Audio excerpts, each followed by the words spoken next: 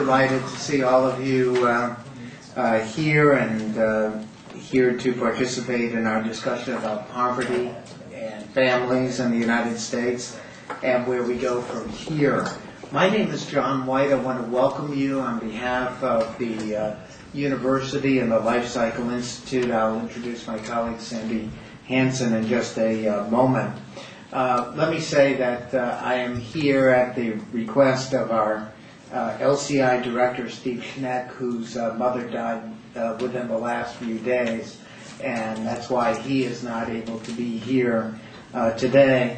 And our university administrators, who normally would be here to do this job, are all in Boston collecting money for the university at their Cardinals dinner, so we wish them well. I just want to talk to you for a moment about LCI. It was founded in 1974 with a substantial endowment from Boys Town. It has a staff of 26 senior, full, and associate and visiting fellows. We have focused for a long time on these questions of public policy, and of course, we also have had colleagues that have focused heavily on the state of the American Roman Catholic Church. In recent years, and particularly under the direction of my colleague Steve Schneck, we've come back to really want to focus on public policy, but not just simply to focus on public policy for public policy's sake, but to bring that Catholic perspective to this discussion. And so today's conference is done with exactly that in mind. This is one of many conferences that we've been doing. We try to do a major one each year. Last year we did one on the American Dream. I'm going to introduce my colleague Sandy Hansen this way, and that is for months we have been working to plan this meeting. She is, of course, an eminent sociologist and whose studies on gender and family life in the United States are extraordinarily well known to each and every one here. It's been my pleasure really to work with her in this regard, and we're going to have, if I may say, an extensive discussion this afternoon, but it won't be simply a discussion among us. She'll explain. All of us will be involved. And for your information, there's some information on all of the panelists at the front door. If you didn't get that during our break time, please do. We're also being web streamed, and that will be put up on the Life Cycle Institute's homepage, and I would encourage you to go to that at some point. It's lifecycle.cua.edu. And so without further ado, Sandy, let me introduce you, and she is going to introduce our panelists this afternoon. It's one of those days I wish I was a student to come in my flip-flops and my shorts, and I apologize for the heat in here. The university doesn't turn the air on until a certain moment in time that it starts getting cooler in the end of April. So thank you so much for coming. I see a lot of familiar faces and colleagues, students, and visitors. We're very excited about the conference that we planned for today, and as John said, it's an ongoing initiative on the part of our research institute here at Catholic University. We're going to start with a plenary speaker, and I will introduce him in a second, but let me just note that we'll have a short break at 3:15, and then we have the most extraordinary group of panelists that will also give their response after Mark Greenberg talks about poverty, families, and policy in the U.S. Where do we go from here? I'll just mention quickly that we have in addition to John White and myself and Mark Greenberg, who's our plenary, we have Sister Ann Patrick Conrad from the CUA National Catholic School of Social Services. We have Faith Mullen from CUA Law. We have Simone Campbell from an organization called Network. We have Candy Hill from Catholic Charities USA, and Joe Feuerhardt from Council of Large Public Housing Authorities. Let me introduce our main speaker for today. Mark Greenberg directs the Poverty and Prosperity Program at the Center for American Progress. This is a nonpartisan progressive policy research and educational institute in D.C. He previously was the executive director of the Task Force on Poverty.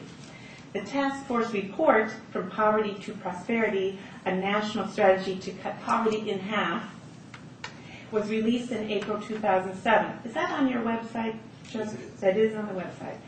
Mr. Greenberg is also a senior fellow in the Center for Law and Social Policy, where he was previously the director of policy, and is participating in the development of the Georgetown Center on Poverty, Inequality, and Public Policy. Prior to coming to D.C., Mr. Greenberg worked at the Jacksonville Area Legal Aid in Florida and the Western Center on Law and Poverty in Los Angeles. Mr. Greenberg is a graduate of Harvard College and Harvard Law, and thank you so much for joining us today, Mark.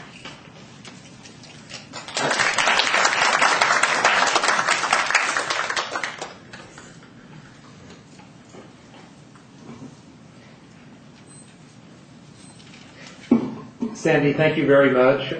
Thank you, John. Thank you, all of you, for being here. I greatly appreciate having the opportunity to participate in the discussion today. I'm very much looking forward to hearing the comments of the panelists and having a discussion with you as the afternoon goes on.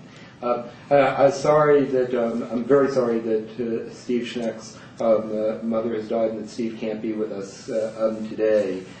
As indicated before my current work, I had directed a task force on poverty for the Center for American Progress. We issued a report last April. I'll be talking some about the report today. As we were going through the process of developing the report, we spent a lot of time talking and consulting with many people across the country. In the course of that, we spent time talking and visiting and doing actually a set of sessions together with Steve and colleagues at the Life Cycle Institute. It was tremendously helpful to us. We are very grateful for the contributions that they made in helping our thinking and helping us in the process of going through it.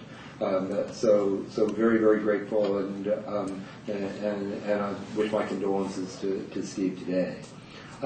What I'm going to be doing over this first part of the afternoon now is really giving us a bunch of background for the rest of the conversation.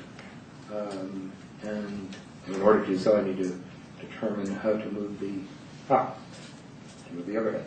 Good. So what I will be doing over these next number of moments is first talking about why this is a good time to be having a conversation about poverty, why it's a time of significant opportunity for the United States. I'll talk some about the nature and extent of child and family poverty in America, the costs of child poverty, not just to children in poverty, but to all of us, what accounts for high and persistent poverty, and then most importantly, or at least very importantly, what can be done about it. A lot of times conversations about poverty involve a broad shared sense that it is a problem, that perhaps it is a national disgrace, that if only we could do something about it, that it would be a good thing, but oftentimes great uncertainty as to whether we can in fact do something about it and whether we can make progress. I think there's much reason to believe that it is possible to do so. History tells us it's possible. Research tells us it's possible. It is far less a question of is it possible to make progress than of making the resolution to do so and moving ahead. And I'll close by some thoughts on what to do next, and then, as indicated, very much we'll look forward to the discussion over the rest of the afternoon. So, I indicated that this is a time of real opportunity. And one of the things which is quite striking around the country right now is that at least as compared to 3-4 years ago, and really as compared to a lot of times in the last number of decades, we are now seeing a true growing interest in addressing poverty in a way that we haven't seen for a very long time. In the States, a colleague of mine at the Center for Law and Social Policy, Jody Levin Epstein, just put out a report last week called Seizing the Moment. that detailed the number of state initiatives occurring in states where it is now about a quarter of states where there is some kind of commission or task force or legislative caucus or governor's initiative or other organized activity that is expressly focused around a state effort to address poverty in that state. There are 4 states where there are explicitly state commissions or task forces that are charged with developing strategies for reducing poverty in those states. In Connecticut and Vermont and Delaware, these entities all are charged with developing a strategy to cut child poverty in half. In Minnesota, there is a legislative commission which is charged with developing a strategy to end poverty in Minnesota by 2020. So these have all come to be in the last several years in various levels of activity, but plainly a level that we haven't seen in quite a long time. In the nation's cities, the National League of Cities has done a survey out and has identified at least 29 cities where there is some kind of poverty reduction strategy or initiative in place. Probably the one that has gotten the most attention is Mayor Bloomberg's effort in New York City. Originally with the Commission on Economic Opportunity, and then moving forward from that with putting in place an ongoing structure to address a whole set of policies around promoting economic opportunity and reducing poverty in New York City. But it's not just New York City, it is a bunch of other cities too. At the national level, we have seen an outpouring of efforts from the faith-based community.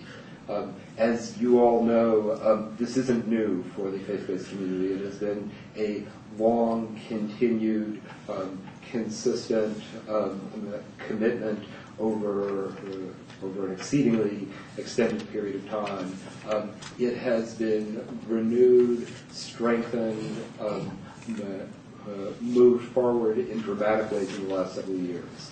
I particularly cite Catholic Charities and the campaign that it has initiated, which I know Candy will be talking about later over the course of our subsequent conversation. The work of Network has been significant for a very long time. There are a range of other faith-based efforts too. Sojourner's Call to Renewal, Bread for the World, the Jewish Council on Public Affairs, a real coming together of a number of faith-based groups in a shared concern about elevating national attention to poverty. The U.S. Conference of Mayors, under the leadership of Mayor Villaraigosa of Los Angeles, had a task force on poverty, work, and opportunity that issued a report last year. In states across the country, the community action agencies have been organizing meetings, conferences, seeking to build coalitions with other groups around elevating state attention to poverty. And as one piece of this, the Center for American Progress put together its task force, which I'll talk some about as we go. It's also really striking that each of the 3 remaining presidential candidates have all made very clear their intention to address poverty in their administration. Certainly, one of the things which has spurred the discussion in the presidential race was the role that John Edwards played. And his consistent voice on these issues, I think, elevated attention to it, functioned as a challenge to all the other candidates as to whether they were prepared to talk about poverty also, to build it actively into their agendas. Each of the remaining ones has done so in either last year or in recent months. For Senator Clinton, she has expressly committed herself to goals of ending child hunger by 2012, cutting child poverty in half by 2020. Senator McCain, in a statement that was released on the anniversary of Dr. King's assassination, stated, "I will make the eradication of poverty a top priority of the McCain administration." And he has, of course, over this last week, been going on tour highlighting what is being referred to as forgotten Americans and forgotten places, and elevating attention to the issues. Senator Obama, in the Compassion Forum, expressly committed himself to the goal of cutting poverty in half in 10 years. If you look for both Senators Clinton and Obama, if you look to their websites, you'll see very extensive descriptions of proposed approaches for what they would actually do about cutting poverty, and a lot of detailed policy prescriptions for doing so. We don't have anything comparable from Senator McCain as yet, but nevertheless, it is notable that all three have articulated this intent. So, for our task force itself, the Center for American Progress, as indicated in the introduction, nonprofit, nonpartisan organization, focuses on progressive policy development in lots of areas. Domestic policy, foreign policy, national security, economic policy, really hadn't expressly focused on poverty. And then in the time period after Katrina, made a judgment that it was important to do so. I do think, just as was true for CAP and its task force report, for a lot of these other efforts, it's notable how many of them were spurred by Katrina, and by Katrina as a wake-up call. And in many ways, in the time period right after Katrina, in a lot of individual conversations, what seems to have happened is people saying, this has been neglected, under the radar screen too long. Even if nobody else is going to do something about it, we are, and we're going to come forward. And much of what we've seen over this last year has been a lot of these individual decisions, which ultimately then resulted in what now increasingly looks and feels like a broader public movement around addressing it. In our case, the CAP created a task force and made a charge to the task force, and it was make the case why the nation should address poverty, make a set of recommendations for what should be done about it. For the task force itself, we brought together for it a set of noted individuals. It was co-chaired by Angela Blackwell, who is the executive director of the Policy Link group in California, focuses in particular on the challenge of how economic development can benefit low-income communities.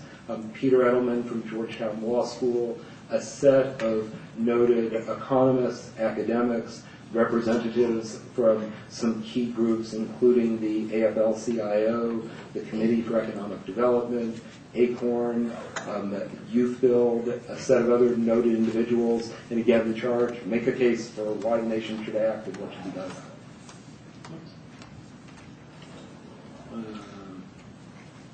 Let's see. And I may need technical assistance. Let's see.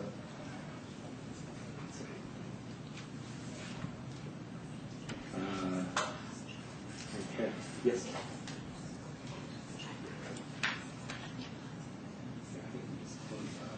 There we go. Yes. Okay. Good. So we've resolved our technical challenge. So what I'm going to do over these next few minutes is now move to some of the data for understanding poverty in the United States, the nature and extent of it, and reasons for it. So I've used the word poverty a lot so far. It's appropriate to begin by recognizing how poverty is measured in the United States and some of the problems and limits of how it's measured. In the United States, poverty, when we talk about it, we typically base it on the official federal measurement. The official federal measurement is an income measurement. In a lot of ways, just looking at poverty in terms of income is far too limiting, because poverty is not just about the lack of income, but it is about the lack of resources in a broader sense, about the challenges of being able to be a full participant in society, to be actively engaged in one's community, to be able to not just to meet one's basic needs, but to be a full citizen. Nevertheless, we use an income definition, and in the United States, we use what in the jargon is referred to as an absolute measure. And what I mean by that is, in the United States, we set a dollar figure, and if you're below that dollar figure, you're considered in poverty. If you're above that dollar figure, you're not considered in poverty. The dollar figure itself in the U.S. actually was established back in the mid-1960s. And the way that it happened is, back then there was a set of research that indicated that normally families spent about a third of their income on food. So they looked at the cost of a low-cost food diet, multiplied it by 3, that created the poverty line, and the only thing that we've done to it since that time is adjusted it for inflation. In lots of other countries, poverty is measured quite differently from that. Typically, in international comparisons, the more common approach is what's known as a relative measure. And in a relative measure, what's done is to look at median income in the country and ask the share of people who are, for instance, below 50% of median income. The reason for that is the approach that in a developed nation, we ought to be aspiring to more than just addressing hunger and malnutrition and homelessness when we talk about poverty. That poverty is fundamentally about being out of the mainstream. And it's fundamentally about being unable to do for your family what you see everybody around you being able to do for theirs. So more typically in international comparisons, and we'll see this a little bit later, this relative measure is used. But in the U.S., it's the absolute measure, the 1960s methodology, just adjusted for price inflation since then. So with that measure, what we wind up with is, in the official, the numbers, $20,614 for a family of 4 in 2006. As many of you probably appreciate, $20,000 for a family of 4 falls in many communities across the country very far short of the amounts that families need to make ends meet, to get by, to actively participate in their community. And in a lot of places these days, people make use of things like self-sufficiency standards or basic living budgets or other means of looking at what it really costs to get by in communities, often come up with a figure that's twice that amount or higher.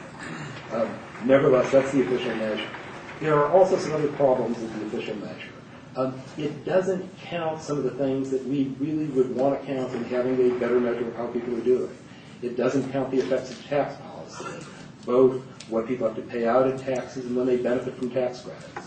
It doesn't count things like near cash benefits like food stamps or housing assistance. It doesn't count the fact that when you go to work, you face a whole set of expenses in going to work that mean that the income from work doesn't fully, part of it has to go to offset those expenses. So a bunch of problems with the official measure, but nevertheless, it is the official measure, and that's what I'll be using when I talk about a bunch of other things.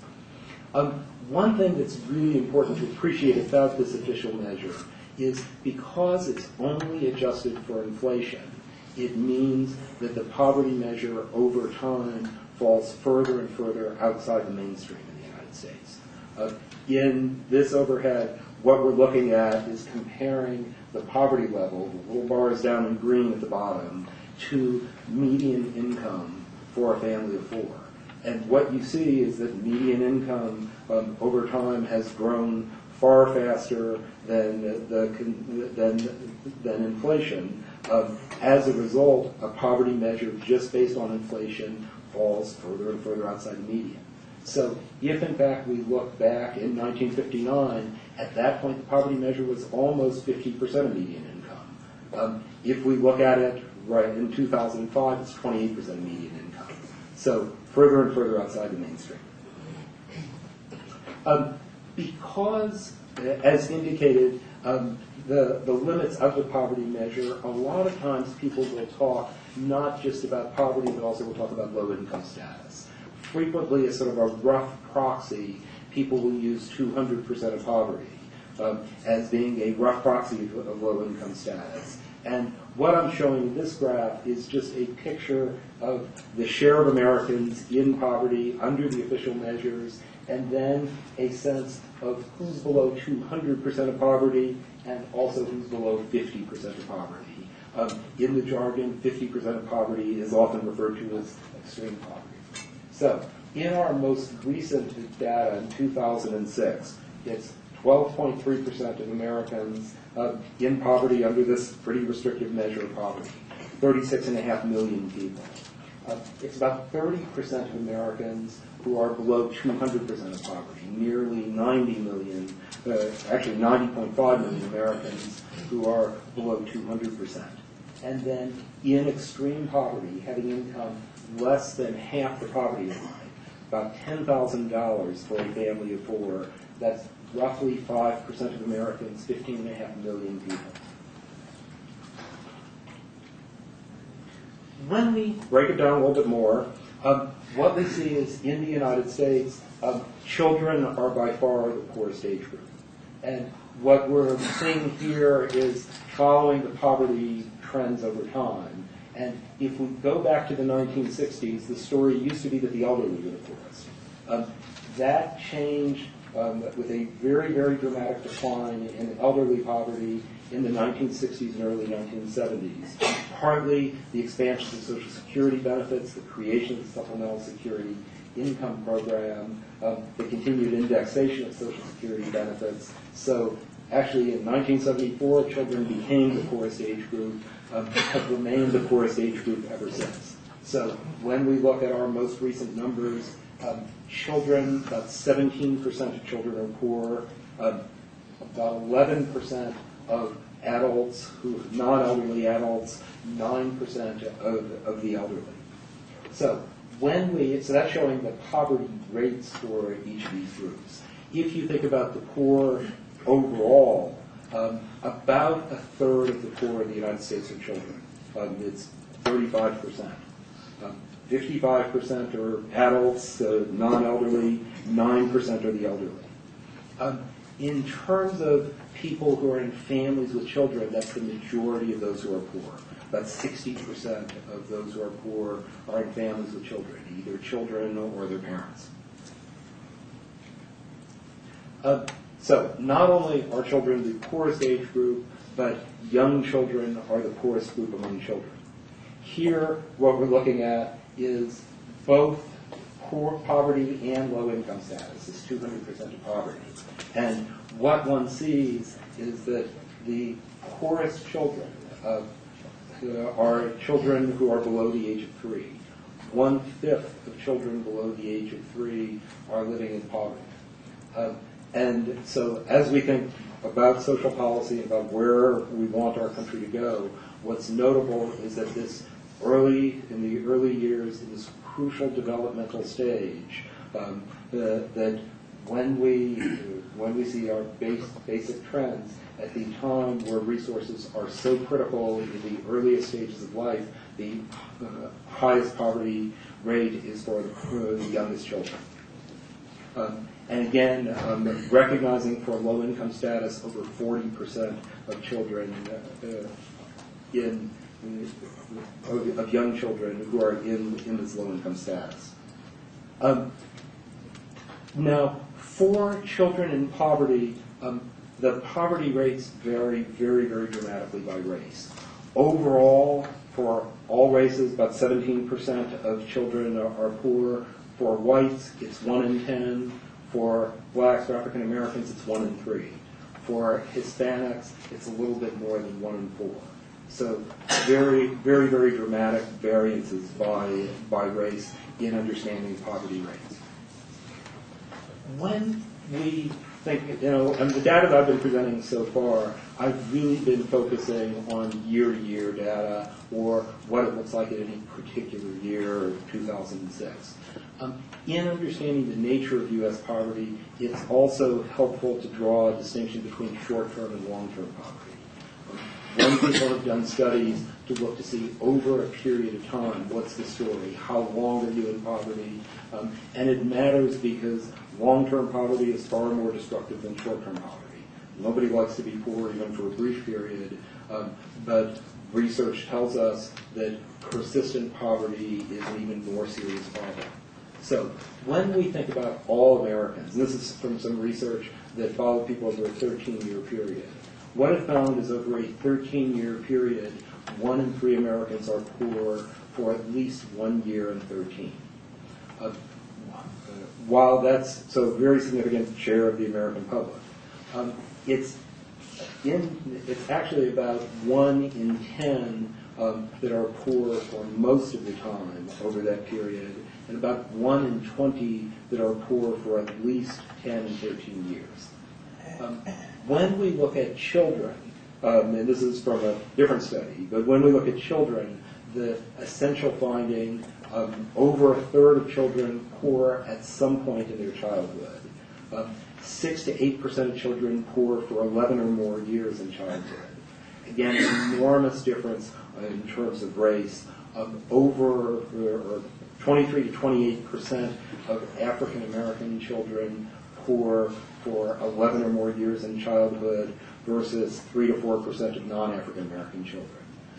This was some research that was done at a time where they actually couldn't break out Hispanic status or other racial or ethnic groups separately, so we just have African American and non-African American. But you see just this enormous variance in the likelihood of being poor for a sustained time in childhood. It is also quite notable that when we do look at the international comparisons, the rates of poverty in the United States are high compared to other developed nations.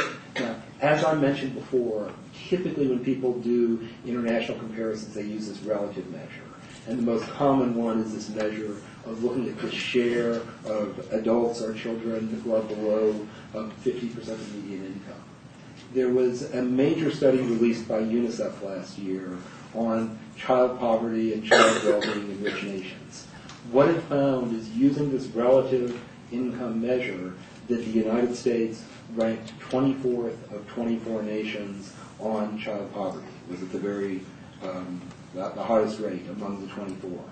The U.S. child poverty rate in the study was twice that of the average for the 24 nations, nearly 23% versus 11% for the overall average. Now, this was despite the fact that when they looked at the share of children in a household with a working parent, the U.S. actually ranked pretty high. The U.S. ranked 5th on the share of children who were living in a household with a working parent, nevertheless at the bottom on the child poverty measure. So the story wasn't that we had fewer working parents.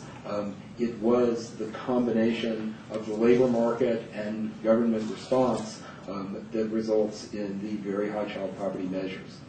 Now, another international study that actually puts this in perspective is one, and this one is not just looking at children, this is looking overall at poverty measures, and this one is one that was looking based upon market income and then, in the jargon, after taxes and transfers, after the role of government.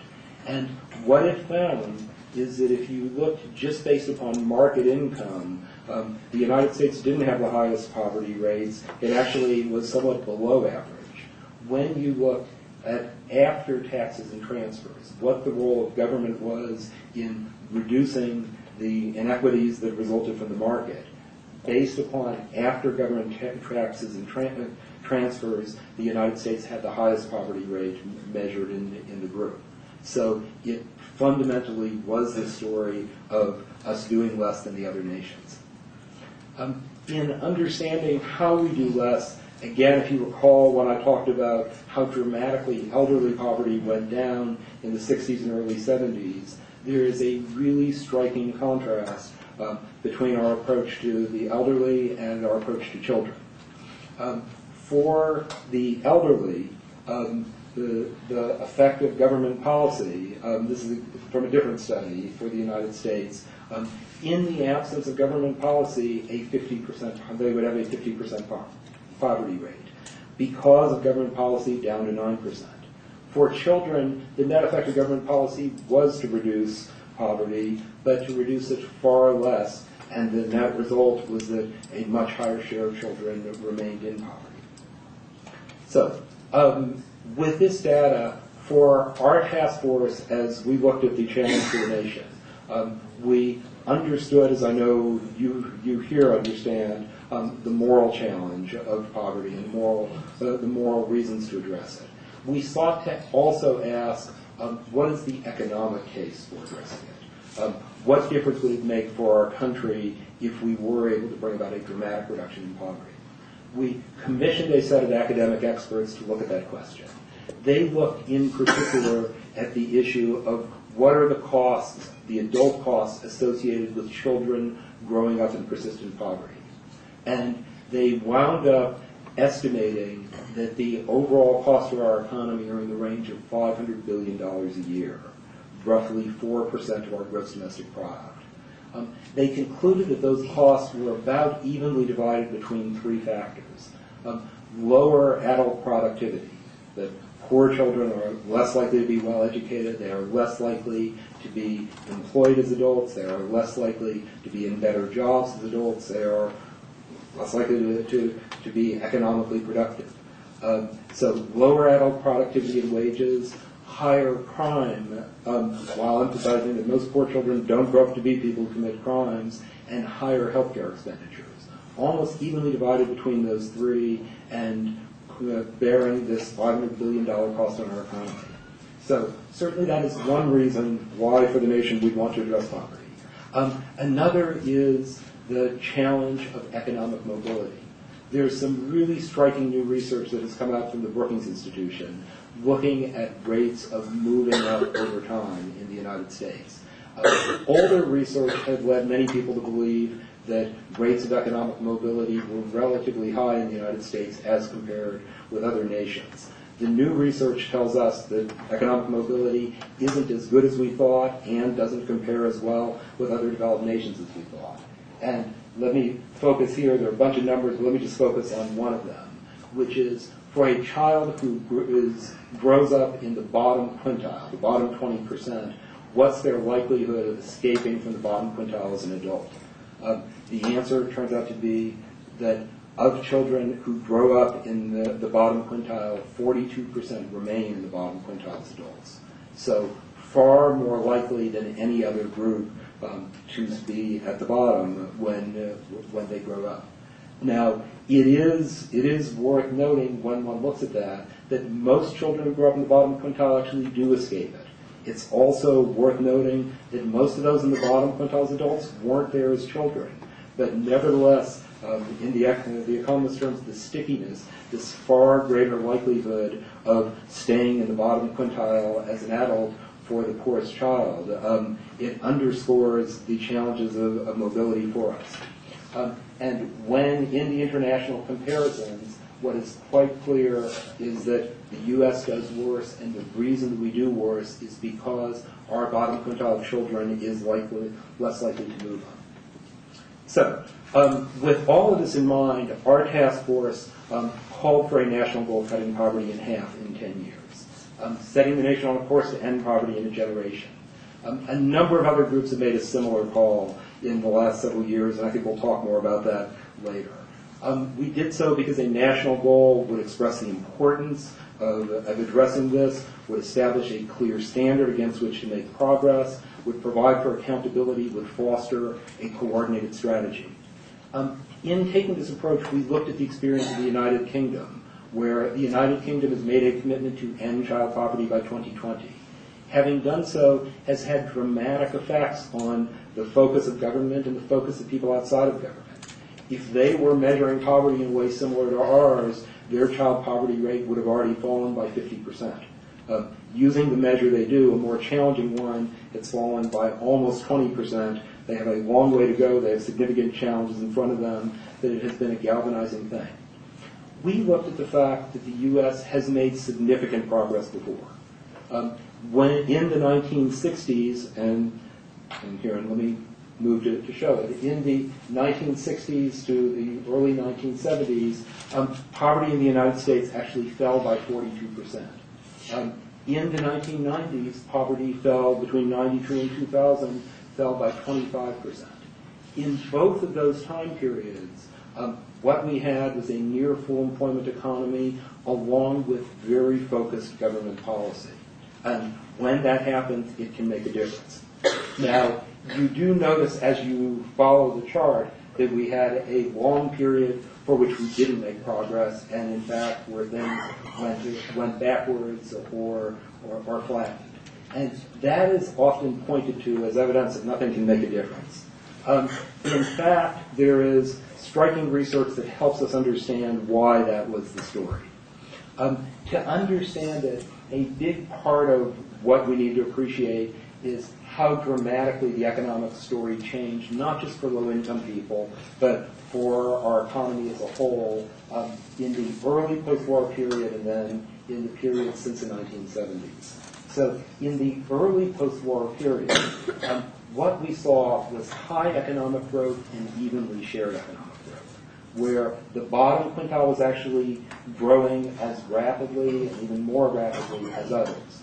When we move to the more recent period, the time since the late 1970s, far less economic growth and much less evenly shared. That in this latter period, the economic growth concentrated at the top, particularly concentrated at the very top, the top quintile.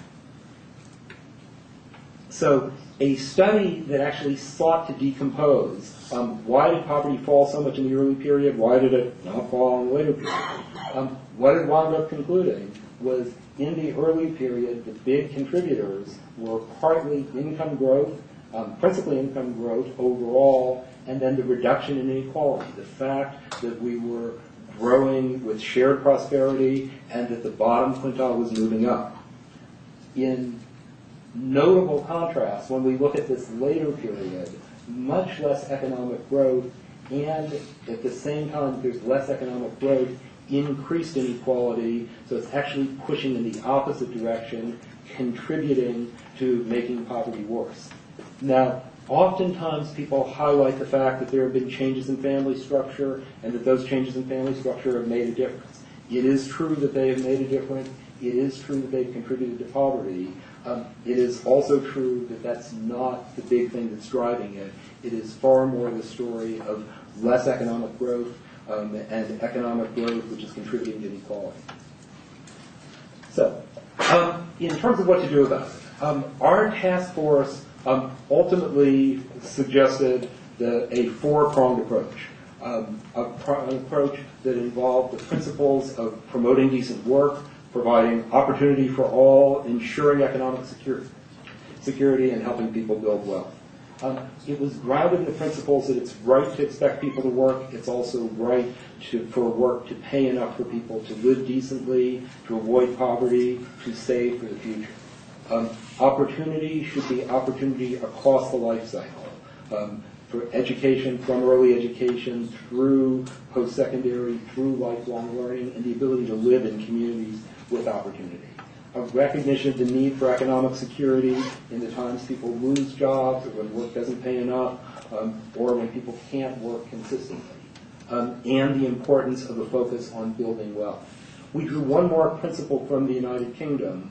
They use the language of the principle of progressive universalism, saying when a problem is broadly shared by a lot of people, it makes sense to structure solutions that help the bigger group. At the same time, recognizing that we want to provide the most help to those who need it most when they need it most. So broad-based solutions, but recognizing the need to help those in greatest need in doing so. We made recommendations in 12 areas. I'm not going to go through them all here. I actually do urge those interested to read our task force report. I'm going to focus in a moment just on 4 of the recommendations. But to emphasize that when we made our recommendations, we made recommendations relating to the minimum wage, to unionization, to tax policy, child care and early education, housing policy, benefits programs, the reform of the unemployment insurance system, savings promotion. But there are some key areas we didn't focus on. Healthcare, K-12 education, retirement and immigration policy, because we couldn't do everything, and specific reasons in each of those, but nevertheless recommendations across the 12. When we were completing the process, because of our goal of saying, can we cut poverty in half in 10 years, we contracted with the Urban Institute and asked the Urban Institute, would you look at our recommendations, figure out which ones of them could be modeled, and figure out what they would accomplish. And the Urban Institute used a modeling capacity that they had, took an improved definition of poverty that drew from some principles recommended from the National Academy of Sciences, and looked at 4 recommendations in particular. The 4 that they looked at, and these are just 4 among a bigger group. One is to raise the minimum wage to 50% of the average wage. Minimum wage used to be 50% of the average wage. It has now fallen to about 34% of the average wage. So raise it to 50%. Expand the federal earned income tax credit, which has played a major role in helping low-income working families, does almost nothing for people without children, and poses and does not provide, in our view, enough help for larger families. There is a federal child tax credit, which in its current design provides no help at all to the poorest families because you have to earn a minimum level of money in order to qualify for it.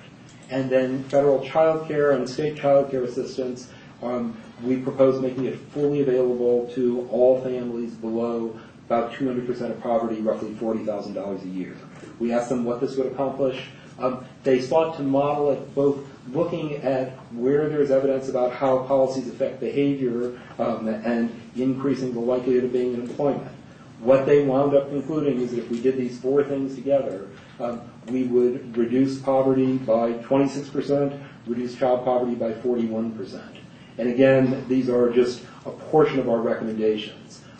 It underscored for us that there is a very strong case that based upon things that we know from research and experience work, that if the nation makes a commitment to move forward, we can do so.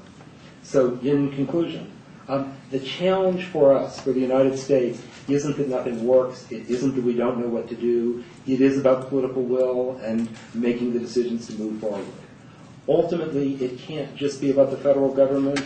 It can't just be about government. It has to be a broader federal, state, local focus. It has to be something that is both about government and the private sector and the faith-based community and community engagement in a much broader way, but it can be done. This is a critical time for moving ahead for the reasons I talked about at the beginning. The indications of commitment from the candidates are exciting. The indications of efforts around the country are exciting. The challenge for us as a country really is to move ahead, and this is, we believe, a time where it can be done. Thank you.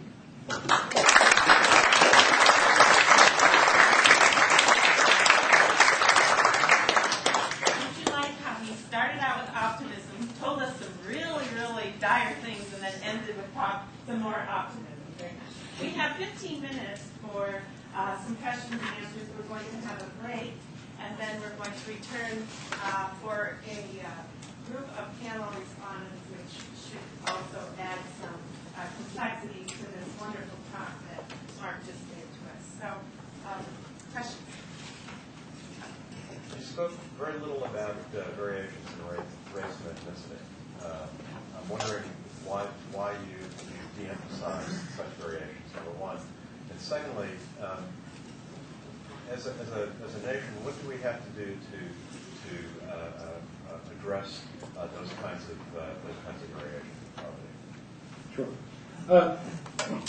So when we in our task force were developing our overall approach around our goals, actually one of the things that we expressly considered is, did it make sense to not just have an overall goal of cutting poverty in half, but to expressly focus on, have goals of reducing the racial gap in poverty areas. We ultimately concluded, and in the slides not shown here, we ultimately concluded that what would be the best to call for is to have an overall national goal to expressly track and monitor the extent to which we were succeeding in reducing the racial gaps.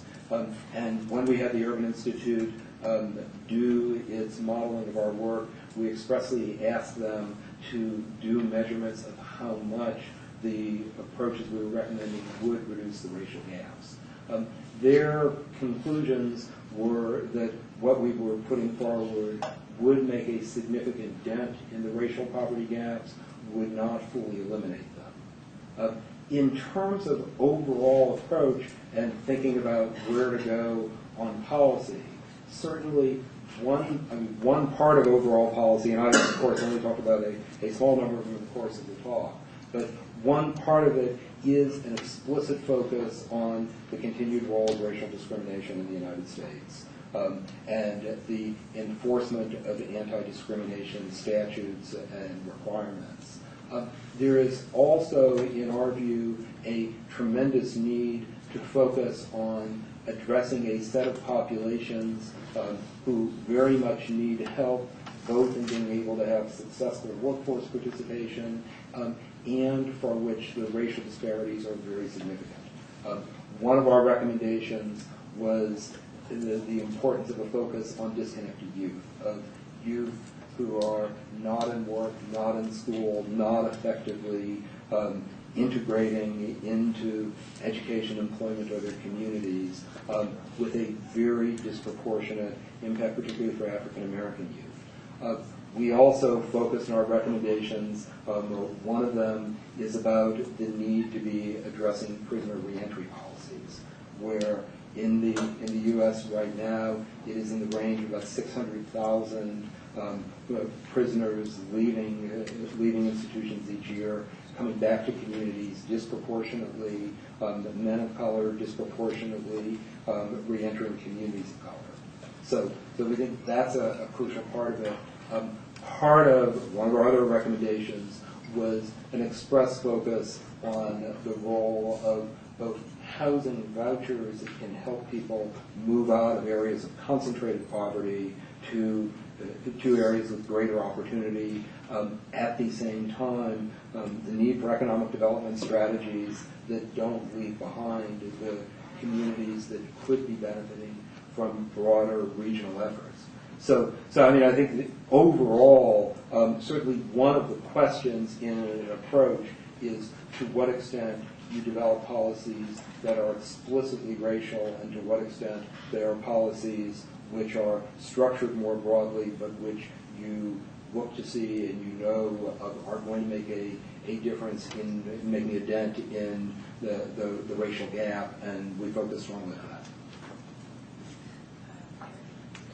that. You mentioned taxes as a general concept, and I was wondering if you got into if there were some taxes which were worse than others. For instance, the payroll tax and the sales tax can both be seen as regressive, whereas the income tax is, at least to a certain extent, progressive. At the same time, the payroll tax shows direct redistributive benefits in terms of Social Security. So I was wondering if you talk a little bit more about taxes where people win and lose. Sure. So as you correctly note, the payroll tax, when paid, has a regressive quality to it because it is a percentage of first earnings, and so is disproportionately affecting lower earners. There are some proposals, and some proposals were put forward to us about saying that there ought to be a full offset of payroll taxes or simply eliminate payroll taxes for lower earning workers. To a great extent, the federal earned income tax credit is intended to play a role in offsetting payroll taxes. And for families with children, it does that and more. For singles, it only does that and only to a very limited extent. We wound up focusing in particular for tax policy on the earned income tax credit, the child credit, actually the child and development, the child and dependent care tax credit and the savers credit, and advocating expansions for each of them. One of the things that we also highlighted is the importance in the jargon of taxes of making tax credits refundable. The issue here is that when you qualify for a tax credit, if you don't have any tax liability or don't have much tax liability, then the fact that you qualify for the credit may not help you at all if the credit is only an offset against your taxes. So, for example, for the child and dependent care tax credit, which helps people with their child care expenses, it's not refundable, and what that means is it provides basically no help to people who earn less than $20,000 or so. So in tax policy, one of the really important things we can do is make credits refundable, so when they are available, they are made fully available to those with limited tax liability. I do think on the payroll tax in particular, I mean, frankly, the reason we didn't make a recommendation on it is that we weren't making overall recommendations on where to go on Social Security policy, and if you were to eliminate it for lower income workers, you would have to come up with the money to deal with what you were getting rid of somewhere, and that just wasn't within the scope of what we were doing. But an earned income tax credit expansion can play a really important role. Thank you. Yeah. And I'll try to be shorter on this. Sorry. You showed, the data showed that people in poverty, growing up in poverty, stay in poverty, are 42%. Yeah, more likely. Yes. And would education be, improvement of education be a way to change that figure or not? Almost certainly yes. And the reason I say that is there are a couple of things to look at here. One is the studies that look at the effects of very high quality, intensive early education programs, where for the best programs, the most intensive, the highest quality, when there are longitudinal studies of their impacts, it's clear that they have positive impacts that extend into adulthood. There continue to be questions of when you try to do those at scale and when you try to do them more cheaply than the highest quality programs, what impacts will you get? But this certainly tells us the crucial role that early education plays. In the Brookings data that I was referring to, one of the really interesting things that they did is they actually broke out the likelihood of escaping the bottom quintile based upon whether you had a college education. And there is, and I don't have the numbers at hand, but an enormous difference in the likelihood of being in poverty, or excuse me, being in the bottom quintile as an adult if you did complete college.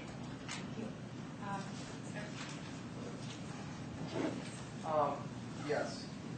I was thinking due to the increasing technology, wouldn't that cut job opportunities for many people?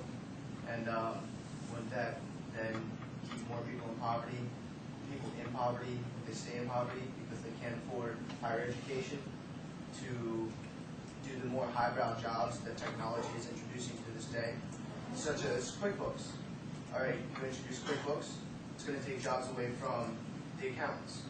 So they need to find different work. Without an education, how are they going to do that? Yeah.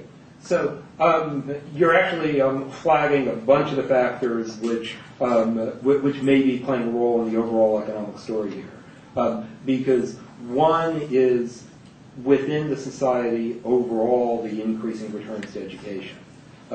And so on the one hand, actually, the poor are far better educated now than they used to be. And if we look back at early periods, at the same time, when we look over a number of decades at growth in jobs and at the returns to education, what people refer to as the education premium has grown over this period. How much of a difference education makes in your earnings. So it is, even though there are fewer high school dropouts now, it is a much bigger problem to be a high school dropout now than it was in earlier times. Certainly, one of the consequences of the decline in manufacturing and also a consequence of the decline in unionization is reduced opportunities for good jobs for people with limited education. So all of that plays a role. There's a sort of more hotly debated part of this in the research about what's the overall effect that globalization is having. And there is evidence of what people refer to as the declining middle, of fewer jobs in the middle, the growth in jobs both at the top and at the bottom. There are questions about when there's a decline in jobs at the middle, does that put further pressure on conditions at the bottom of the labor market? and what's the net effect of that. But overall, I mean, it is certainly right that at least at the individual level, and this goes to the prior question too, that getting more education is a crucial part of the story. At the same time, the one thing to emphasize, if we go back, I guess we can't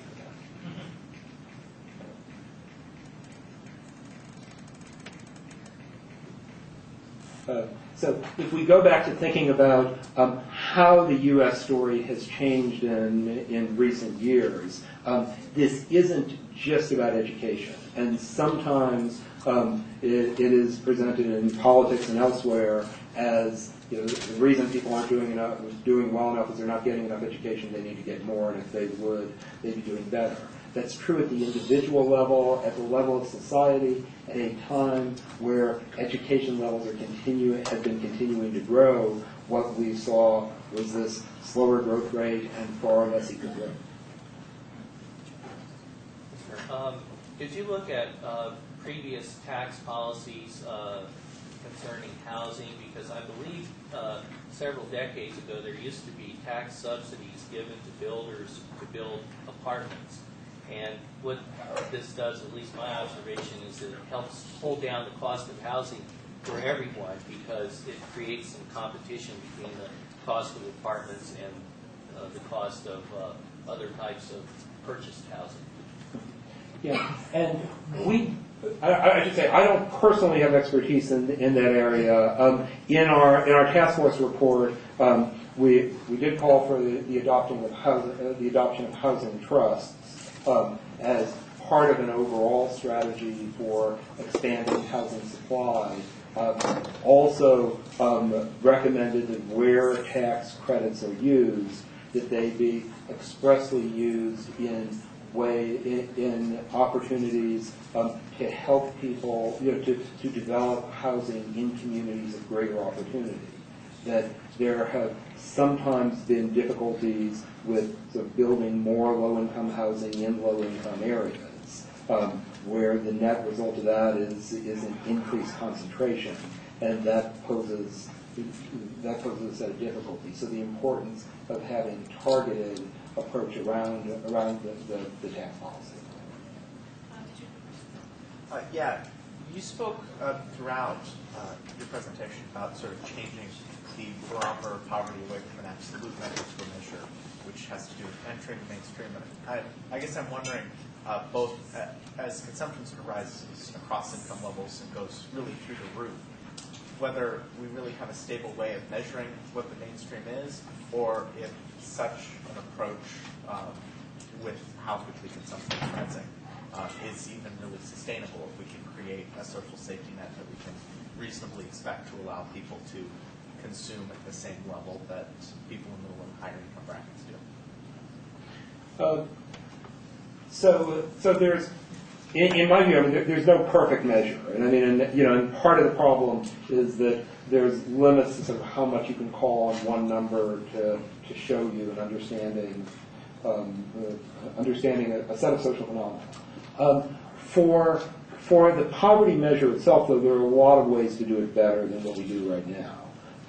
And the approach that actually had been recommended by the National Academy of Sciences in the mid-1990s, and there is now increasing discussion about whether the next administration ought to take this up. The approach that they recommended at the time was what they actually referred to as a quasi-relative approach. What they said is, instead of just sort of looking at a percentage of median income, what we ought to look at is identify a set of basic needs, use data to see what do other families spend to meet these basic needs, and then set the poverty thresholds at some percentile of that. And the virtue of that is that the data they're doing, that you'd be looking to see what are other families actually spending for food, clothing, shelter, and set the poverty measure in relation to that. Now again, even that isn't perfect, and you've got to decide what's the right percentile to use. there are also a large part of what's involved in being in the mainstream and what others are going to do in daily life that goes far beyond meeting basic needs. But nevertheless, my own view is that something like that would be a lot better than just having, a number that was generated 40 years ago that were just inflation adjusted. Thank you. I'm going to stop the questions now. We will have more time for questions. We're going to do the following. We're going to have a 15-minute break. There's water and cookies outside. At 3:30, we'll reconvene and take the panel. If you can stick with us till 5, we're going to have a catered reception with food and wine and drinks. So thank you very much.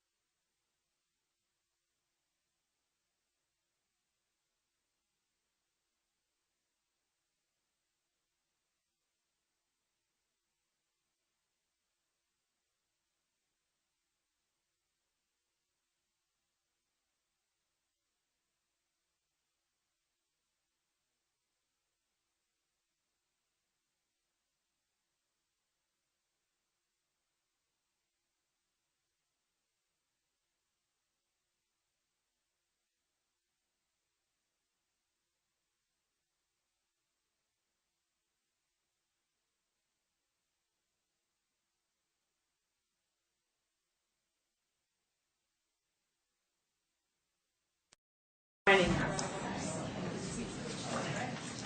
We're going to continue on with our panelists in response to this wonderful talk that Mark just shared with us on children poverty.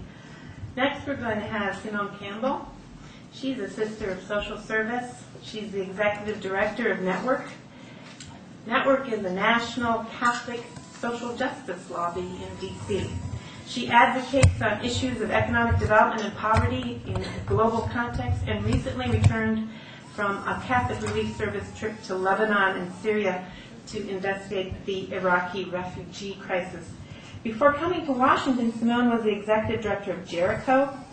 This is an interfaith policy and advocacy organization in California. Simone has 18 years of experience as an attorney for the working poor in California and 5 years as the leader of her international community. She holds a JD from the University of California, Davis. Is that where they ride bicycles around? Yeah. Okay. And she served as articles editor on the Law Review, and her BA from Mount St. Mary's College in Los Angeles, where she graduated with honors. Thank you so much for joining us.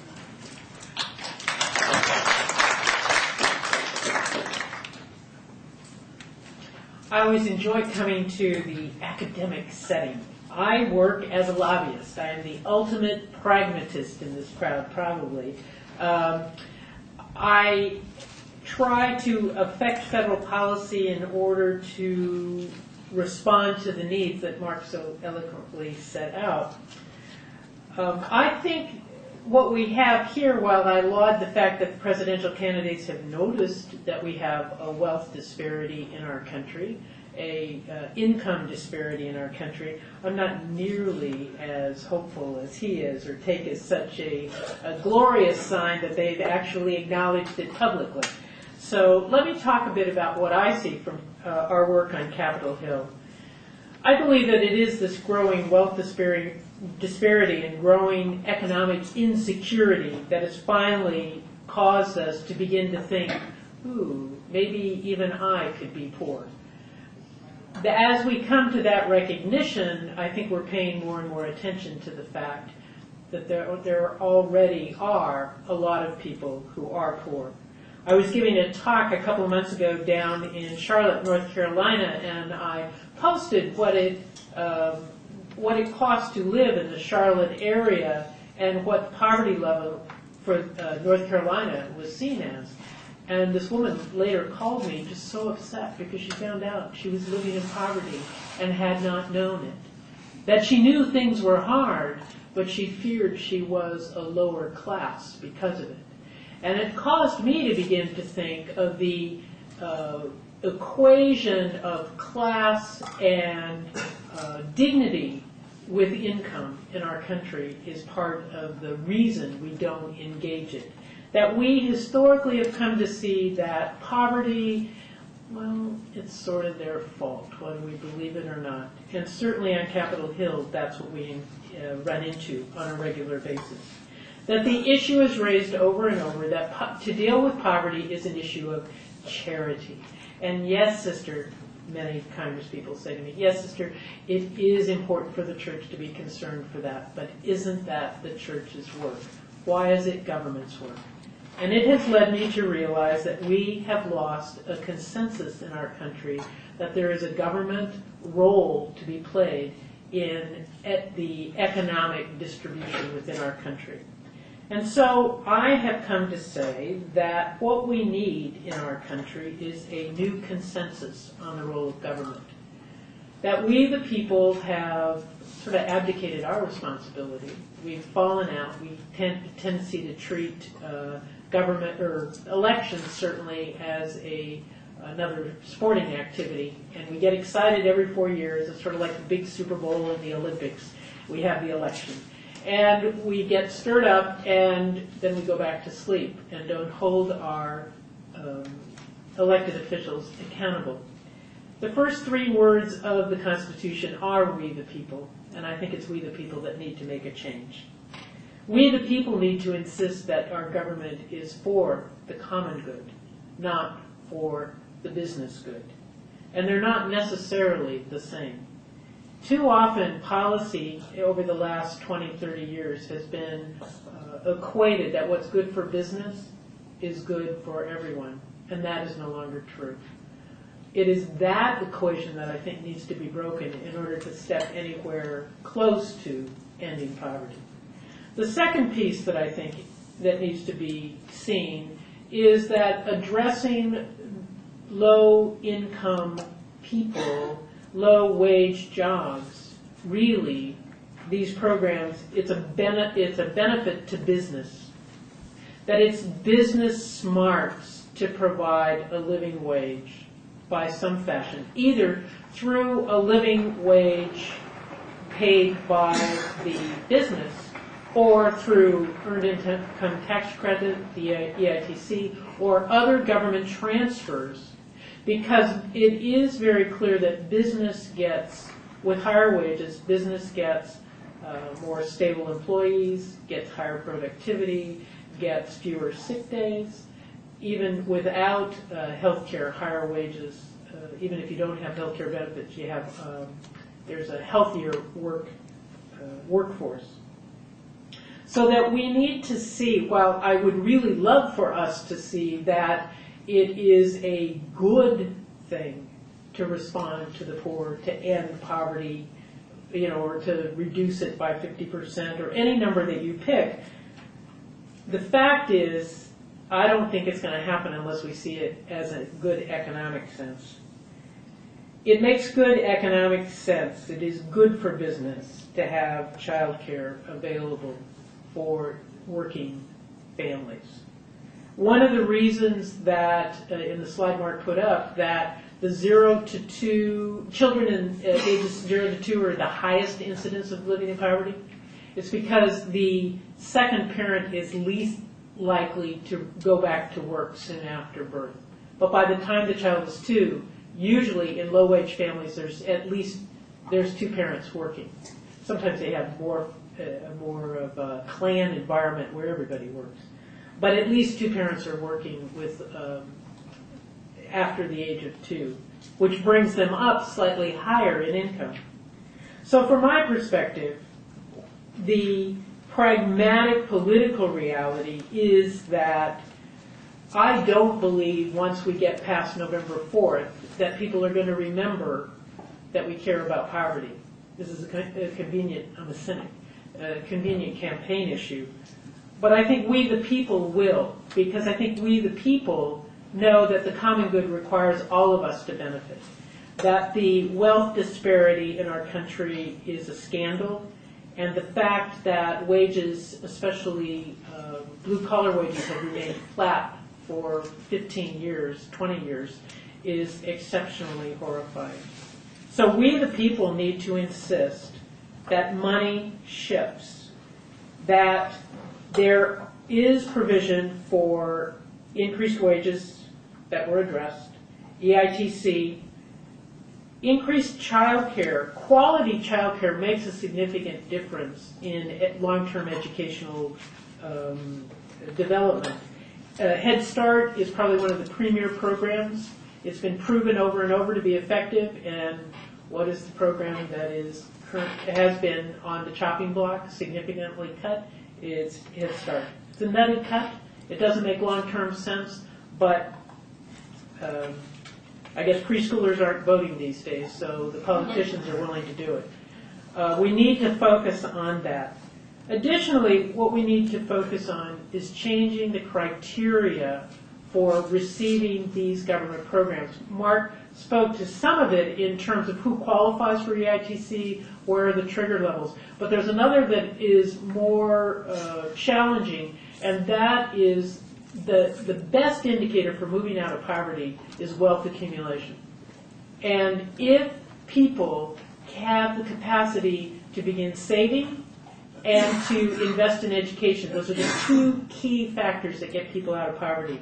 However, most of our government programs require that you not have savings or not have much in the way of savings. It doesn't make sense if we're serious about ending poverty. That's why I think it's more likely to be a political football as opposed to a real commitment to making change. So if we're interested in making change, then we have to allow for wealth development. And so it's a shift in the national priorities. It's a shift in how we see the role of government. Government needs to be an equal partner in all of us, with all of us in making this happen. Catholic Charities can only do so much. The other faith groups can only do so much. The states and counties and cities are more and more put in the position by the federal government of saying, well, they're yours, take care of them. But I think what we need is a new partnership that says we are in this for the common good. And the only key that I see that will make it happen is if we, the people, wake up and say, we won't allow this to continue. That if you talk about it in the campaign, you've got to produce, or we will put somebody else in the job. It's a radical thought. We might actually become a democracy. What a shock. But in my cynicism, I hope that we, the people, are waking up, because we are horrified and scandalized at what's happening in our country.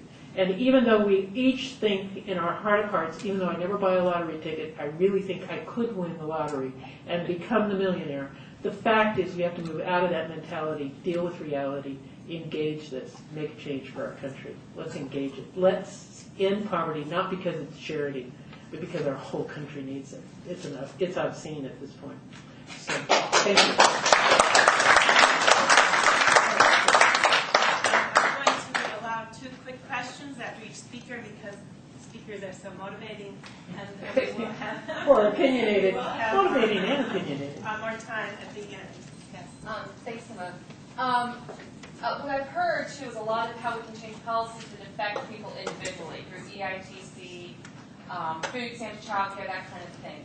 And I'm wondering what your thoughts are on investing in economic and community development, kind of projects and Catholic Campaign for Human Development supports.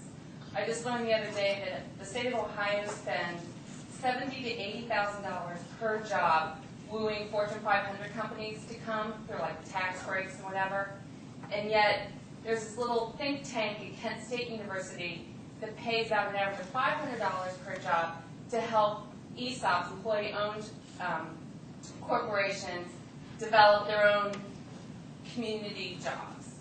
And doesn't it make sense maybe to develop a policy where we spend $500 per job and $80,000, and those jobs that Ohio is paying $80,000 for don't pay. Right, right. Well, I think you hit on something that's really key, and it's part of the whole web that we really haven't even touched on, which is sustainable development and what really makes for local development, and the fact that we need to begin to think not as this global landscape where everything is, but we also need to look locally and how do we create sustainable development at home. And those are pieces that I think we can leverage some of the best learning and make that happen with small investments. Micro-lending is one of the best ways to make development happen and to engage people in local economies. I know it better in Los Angeles, where our sisters are engaged in several micro-enterprises that are taking hold.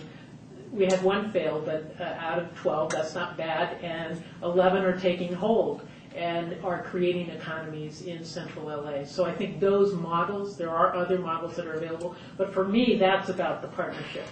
How do we find new ways to partner so that we, in fact, address this issue for new growth? Okay, one other quick question, yes. I think one of the reasons we haven't moved forward with poverty in the United States is that it's simply not politically salient. And I think you kind of noted that hasn't been talked about this election cycle. And I was wondering kind of how, as a lobbyist, you make it politically salient. Business is suffering because their people can't get child care. Business is suffering when folks don't come to work because they're sick. And we haven't solved, actually we've got a lot of business agreement right now. We need to solve the health care issue. I mean, it's been part of the movement. But business, you have to make the business pitch. I do the spiritual stuff and then I say, and by the way, it's bad for business. Oh, really? Oh. So people listen up to that part. The spiritual part, no, sister, isn't that sweet? One last piece, can I just do a little commercial? We're hosting, in order to try to wake up the American people and make a difference, we're hosting a convention for the common good this summer in Philadelphia, of all romantic spots to be. July 11th to the 13th, I'll leave a few brochures. We're inviting everybody to come, but we the people, we got to do it. And if you go to the website network, you can see on various poverty initiatives which members of Congress have voted which way on those. So that's a nice way to hold people accountable too. Exactly. Okay, I'm going to make my next introduction. Thank you so much. And I understand that you do need to leave a little bit early. Next on our panel, we have Faith Mullen. Faith is an assistant clinical professor at Catholic University of America Law School, where she teaches in the general practice clinic. As a law student, she worked with public housing tenants. And that work prompted her to take a job with the Legal Aid Society of the District of Columbia after she graduated from the Columbus School of Law. There she represented low-income clients in public benefit and family law cases. In 1987, Ms. Mullen joined Legal Counsel for the Elderly. In her 7 years there as a staff attorney, she represented nearly 1,000 clients in housing, consumer, public benefit, guardianship, probate, and nursing home cases. Ms. Mullen left Legal Counsel for the Elderly to take a job as Senior Policy Advisor with AARP, with their Public Policy Institute, where she researched and wrote extensively on federal poverty programs, including the effect of welfare reform on grandparent-headed households and how Medicaid policy affects nursing home residents. Thank you so much for joining us today.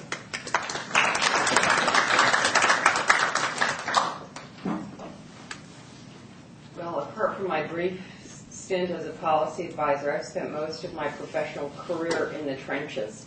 So it probably won't surprise you that I want to talk to you about this problem in the context of what we see in the trenches. And very specifically, a case that came to our office that our law students handled that I think really illustrates some of the challenges associated with addressing poverty and resolving it. I really appreciate Mr. Greenberg's comments because they give me cause for hope. They give me cause to believe that there are some systemic fixes that really may make a difference and may help lift people out of poverty. And I'd like to tell you that was this kind of story, but it isn't. Our client came in because her house was in foreclosure. This story involves 4 generations of people, and I've changed some of the facts to protect the client's confidentiality. But essentially, she lived in a home with her mother, who is the great-grandmother in this picture, and with her 2 very young granddaughters. So the great-grandmother died, and that was fairly catastrophic for the family to begin with, for a host of reasons. She had certainly been the matriarch in the family and was much beloved, but she was also, as it turned out, their primary source of income, and it was her house that they were living in. At the time of her death, she owed a rather modest amount, she had about a $20,000 second mortgage on the house, and she, with a monthly payment of $450. She also owned a vehicle for which she was paying about $200 a month. At the time of her death, my client had no income and began supporting herself and her 2 children on TANF benefits and on food stamps, which brought her up to around $750 a month. She was then living at what would have been 56% of the poverty level for that year. She did not have enough money to make that $425 a month mortgage payment, nor did she have enough money to pay that $200 on the car. The car was repossessed. This was sort of a disaster for the client because it kept her from taking care of the children as she had been taking care of them, getting them to school, getting them to the recreation center. A lot of their activities constricted as a result of that. We thought that the solution was going to be to probate the great-grandmother's estate, get the client's name on the deed, and obtain some kind of loan for her to pay off the remaining mortgage, or at least look into that possibility. The client was working hard with us. I mean, she was checking the cushions of the couch to see if there was any spare change that she could contribute to this enterprise. She came in with 20 insurance policies dating back to the early 60s that she hoped would apply to somebody. Many of them were accidental death policies that had absolutely no value on people who had long before died of other causes. But she was trying.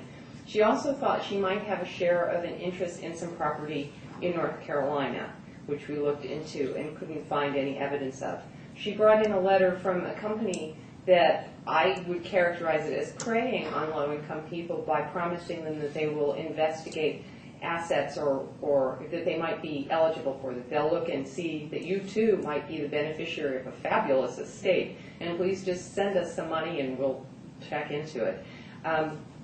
She also felt that she had been wrongfully terminated from her job. Now, coincidentally, it was that piece that actually led us to some real money, and not because she'd been wrongfully terminated, but because in the process of learning about her termination, she had not understood that she was eligible for retirement benefits, and she was. And she was eligible for not only a monthly benefit of approximately $2,000, she was eligible for $20,000 in back benefits, which was terrific. And this went a long way towards solving the mortgage problem, except that the house was in foreclosure. And we had gotten the lender to forbear, but it was a very clean loan. It wasn't a predatory loan at all. It was done by a local bank, and it was modest, and the terms were reasonable and had been agreed on. And if the family could just have afforded to pay that $425 a month, all of this would have pretty much gone away. But we managed to get the client set up with her annuity. We managed also to get her qualified for Medicare. We managed later to get her, when the dollar amount went up slightly, to get her qualified as qualified Medicare beneficiary, which would pay all of the premiums and co-insurance for her Medicare. DC had happily enacted a grandparent subsidy, which provided about $700 per month for each child. If you had legal custody, we got her legal custody. Not easy, not quick. We did it. At this point, we're going, woohoo, this is good. This is working out. We got the title transferred to her name so that she could get a deed to the property. She fervently wanted to get a loan, just any loan. And we kept saying, and this was before the annuity got straightened out, that she didn't have the income, and that not only could she not get even a predatory loan, she was going to find herself in a buy-leaseback situation that she would lose the house entirely.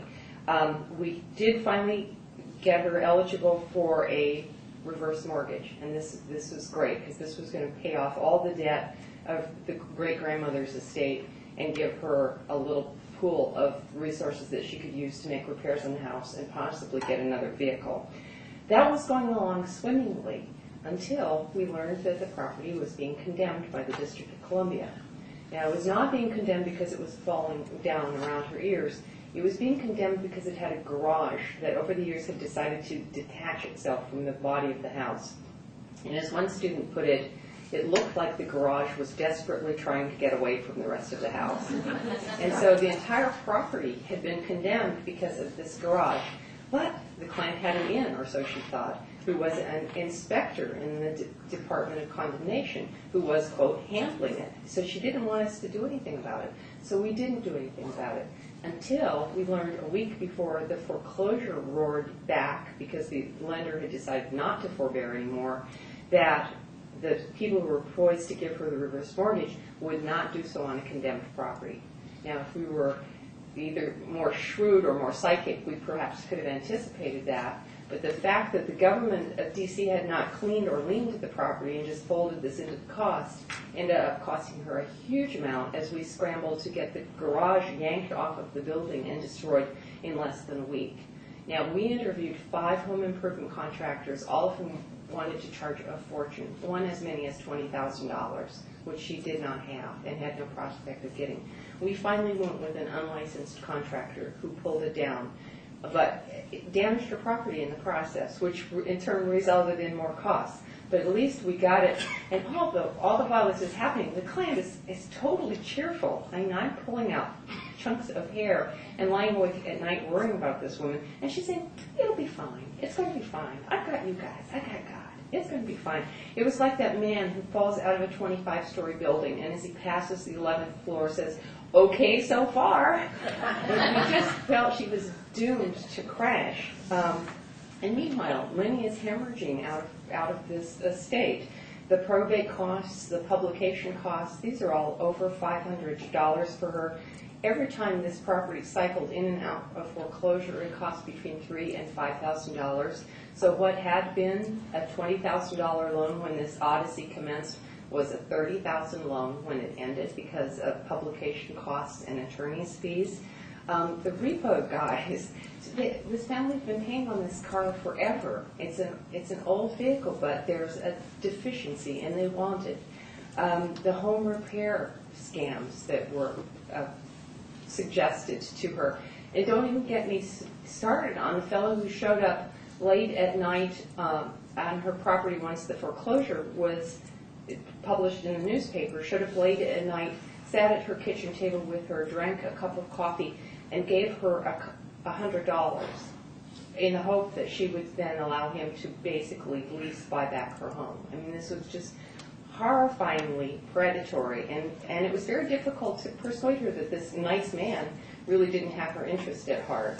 So it's against this backdrop that this all occurred. And I would like to tell you that it all ended well. In fact, to a certain degree it did. We got her reverse mortgage. We got the probate process completed. She was able to purchase another vehicle. She was able to keep her home. She was able to start taking the grandchildren back to their activities. All of that was good until she developed an inoperable tumor. And then she died. And then what happened? Well, the annuity ended. And because of the type of annuity it was a federal annuity. Even though she had raised these children from birth, they were not considered children under federal law. They are grandchildren and therefore not eligible for any kind of survivor's benefits. The grandparent subsidy ended, which was a generous subsidy, but it ended because it's not a kinship care provider subsidy, it's a grandparent subsidy. So when she died, that was the end of it. The two children now live with their elder sister and her three children in a two-bedroom apartment, which is by pretty much every measure a terrible place for them all to be living. The estate is now insolvent. There was the grown-up sister inherited the car but can't afford the gas for it or the insurance, and it's either going to be repossessed or they're going to have to sell it. The house in its current condition, in its current market, is really not going to net any more than the outstanding loan on it, and if it does, whatever that is, will disqualify the family, however briefly, from eligibility for public benefits. And to top that all off, Medicaid has asserted a lien against the estate for the value of services that were provided to this woman during her lifetime after she reached age 55. Now, do I believe there is hope? Yes. I think that many of the suggestions, many of the policy concepts that Mr. Greenberg was advancing would make a huge difference for this family. Specifically, more access to early childhood education opportunities for these 5 children. If child care were available, that would be very helpful. The father in this family was released from prison not too long ago, so supportive services for recently released prisoners would be helpful, and certainly subsidized housing would make a big difference. I just want to close on one thing that my boss told me a long time ago.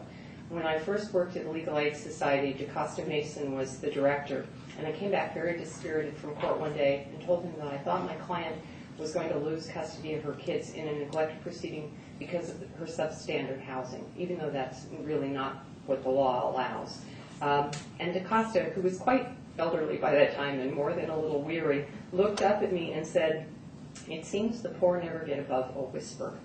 And I believe that some of the policies changes outlined by Mr. Greenberg have the potential to change that. And I urge all of you to go out and say at the top of your voices what you can so that the poor do get above a whisper.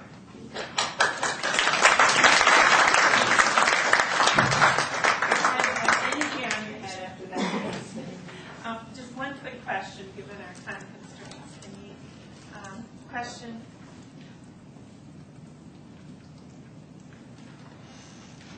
What if we're going to make their voice above a whisper?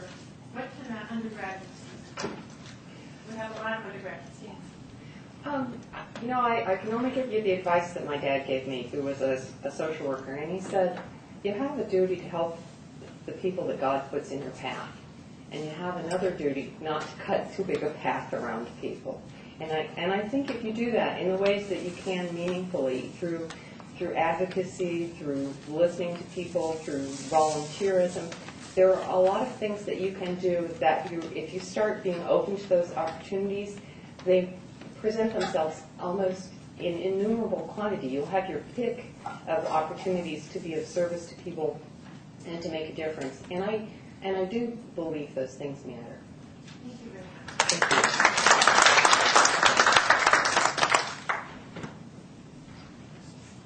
Faith also has to leave us a little bit early, but thank you so much. I'm going a little bit out of order, but our next speaker is John Kenneth White. He's a professor of politics and a senior fellow at the Life Cycle Institute at the Catholic University of America. He's the author of several books on American politics, the presidency, and values. His most recent book is entitled The Values Divide, American Politics and Culture in Transition. His latest book, to be published next year, is titled Redefining America, the Personal Politics of the 21st Century. Thank you, John. Thank you, Sandy. Thank you all. Please forgive my very bad cold. But I want to pick up on a couple of things that have been said, and particularly something Mark Greenberg said, which, do we have the resolution, the resolve to deal with this problem politically? Perhaps we do at this moment. I noted, of course, as some of you have already mentioned, that John McCain was in Inez, Kentucky, and continuing his poverty tour. We've had the experience this year of John Edwards, as also has been mentioned, focused on this issue. But think about this in our history. When have the moments been right to deal with this problem? And those moments are really few and far between. One moment certainly was 1932 to 36. A Great Depression has a powerful way of concentrating the mind. And it's certainly true that Franklin Roosevelt, the New Deal, did deal with this issue. And so did the First Lady, Eleanor Roosevelt, who was so concerned about the fact that children did not have shoes to wear to school. And yet, even in 1937, when Roosevelt says in his inaugural address, I still see a third of a nation ill-clad, ill-housed, ill-nourished. In a lot of ways, even as he was saying that, the New Deal had come to an end, thanks to the rise of the Dixiecrats in Congress. The next sort of right moment was 1964. And here's Lyndon Johnson with the war on poverty, but here is Lyndon Johnson winning, and we forget this now in the Republican era, the greatest landslide in American political history. 61% of the vote. In Providence, Rhode Island, campaigning that year, Johnson said, we're for a lot of things and against mighty few, quote unquote. And yet, even as he's saying that, and even as he is lambasting Barry Goldwater, the political backlash led by Goldwater and that would culminate with Ronald Reagan's victory in 1980 was already beginning. And we know the story, of course, about Ronald Reagan. We also know in part the story of Bill Clinton, in the sense that the Democratic Party, when Clinton takes charge of it in 1992, is concerned with middle-class plight, concerned with and dominated by groups like the Democratic Leadership Council. Poverty is not really front and center, at least as part of the overt political message that Clinton would deliver in his campaigns in 92 and 96. 8 years ago, we might have argued that perhaps we were at another right moment as we think about this today. Here was George W. Bush talking about compassionate conservatism. And I was actually at a conference here at Catholic University listening to people like E.J. Dionne and Steve Goldschmidt, who was an advisor to Bush, and pushing this issue of compassionate conservatism Now we're not going to go back to the New Deal. We're not going to go back to the war on poverty, but we are going to have a president that might go back to Jane Addams and Hull House. We might go back to a period where we're going to encourage volunteerism. Certainly, George W. Bush, when he described himself as a compassionate conservative, we could also say that if there is a compassionate conservative, then surely there must be the other kind. And I think the other kind that, by definition, existed in 2000 were people like Newt Gingrich. Even though Newt has had a number of ideas to deal with this issue, the presentation to the American public was that of being rather hard-hearted. While Bush has had great success with his own party in terms of strong party unity on most issues that he has cared about, his presidency represents not just, I think, failure, which is a whole other topic in another conference, but it represents missed opportunities. Because no Republican has ever taken compassionate conservatism seriously.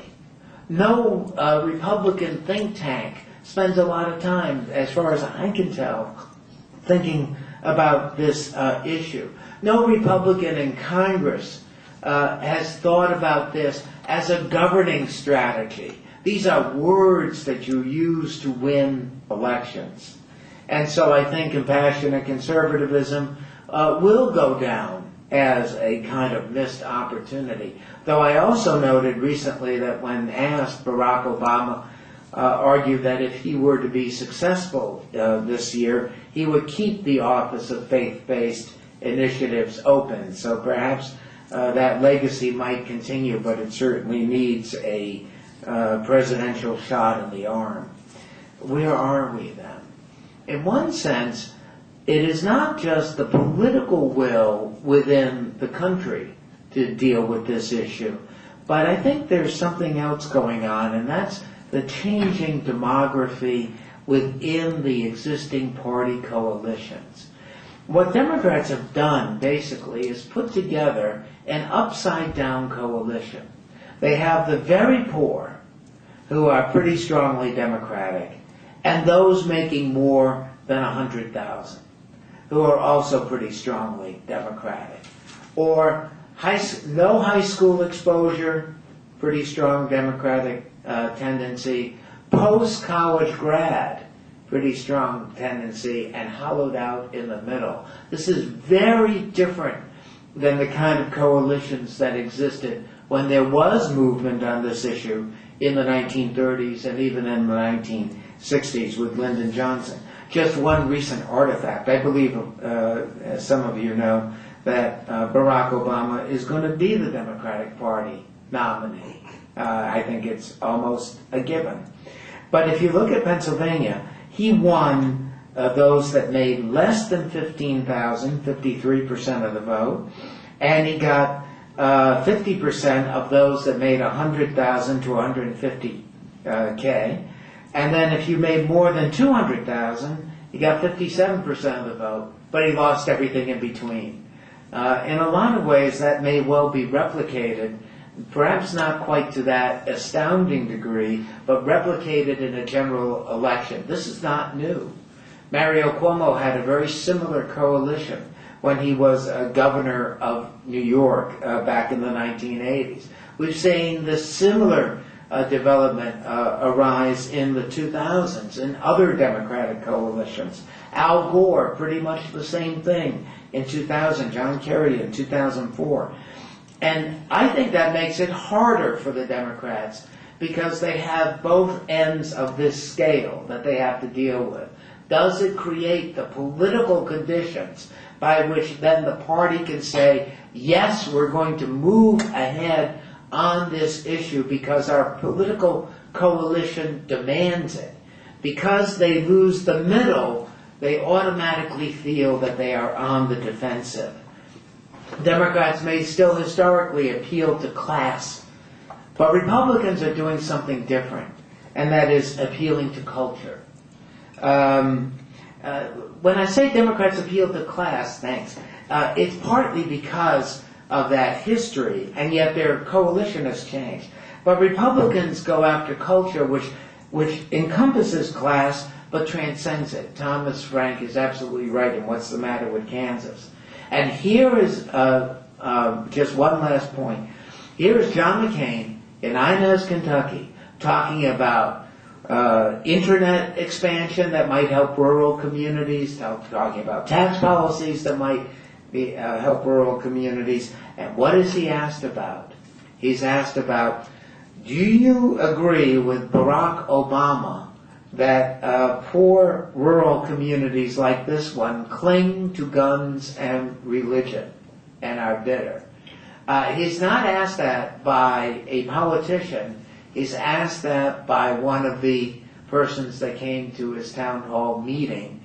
And of course he said, no, we didn't. Massive applause. But it points out that appeal to culture. I'm not optimistic that we are at that moment. And what I see in that long history briefly outlined is just a whole bunch of lost opportunities. I hope we can seize this moment. But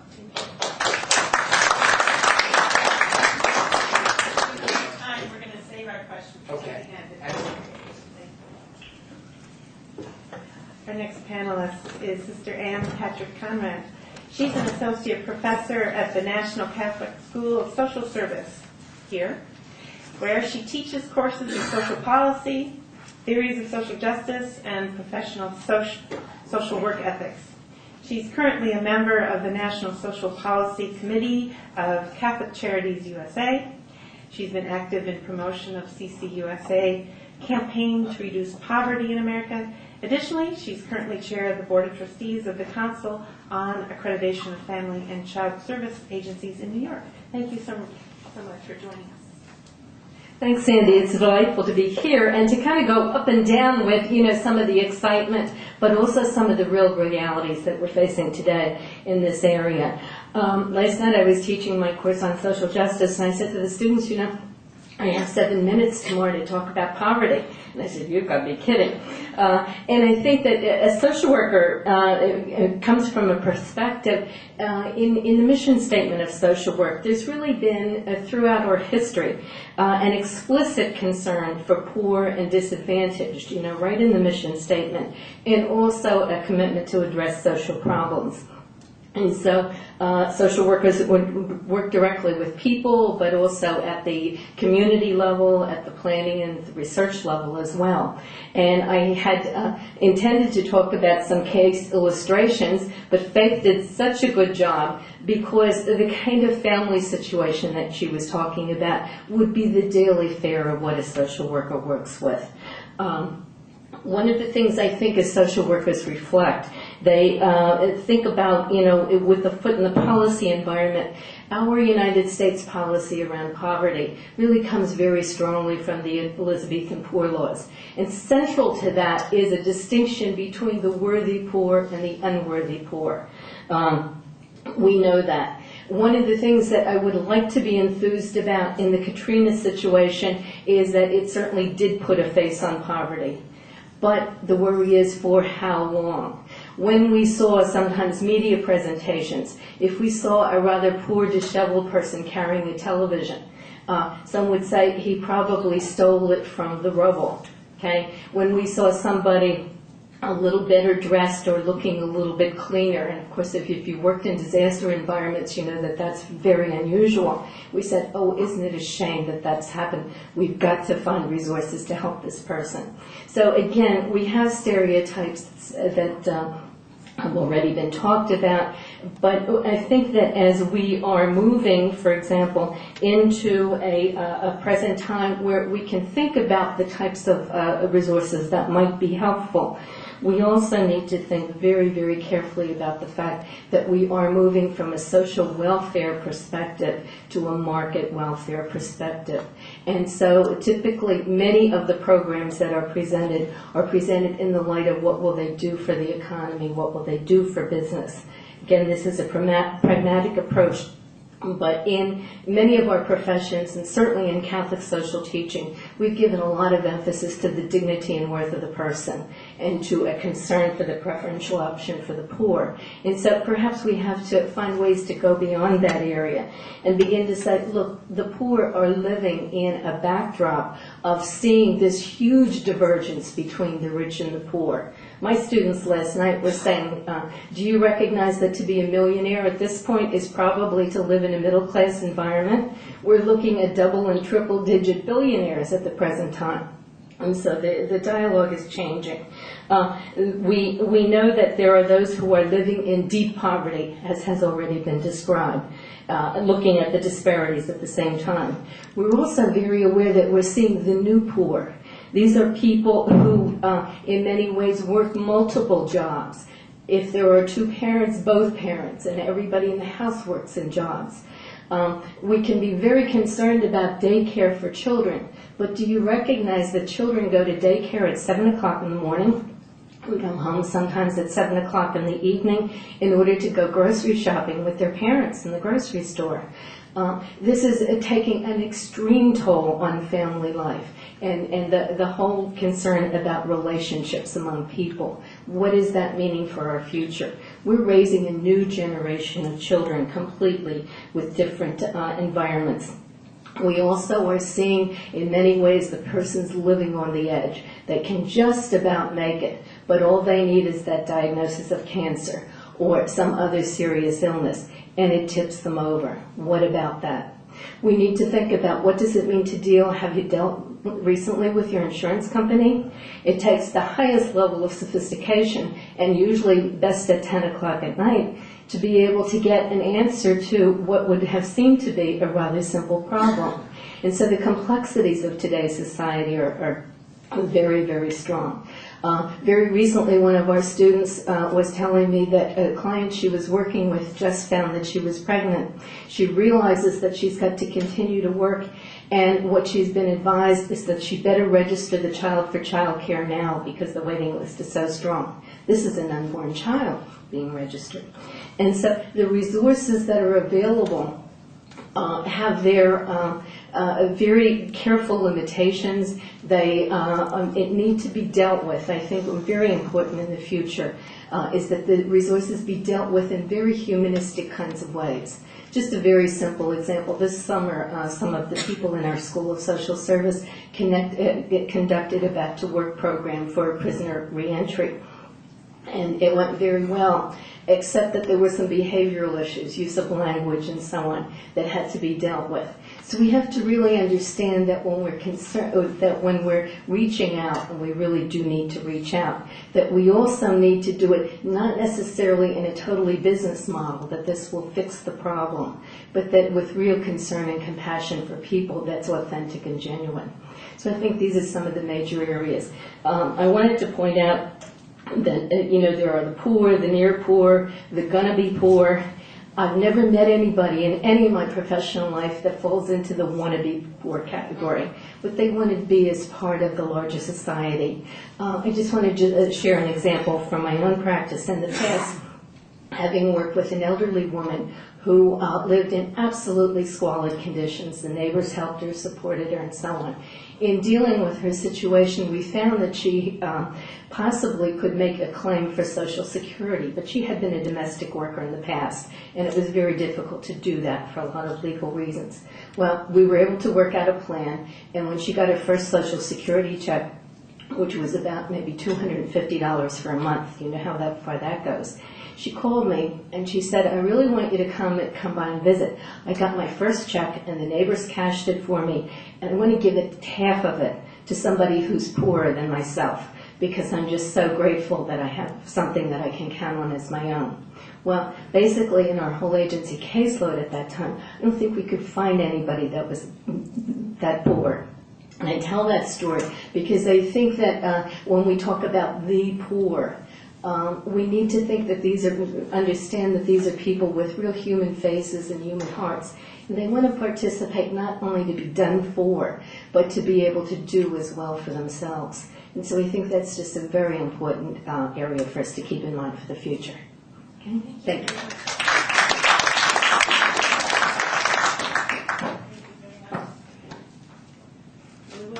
for questions later. Our next panelist is Candy Hill. Candy Hill is the chief spokesperson on all of Catholic Charity USA's advocacy efforts.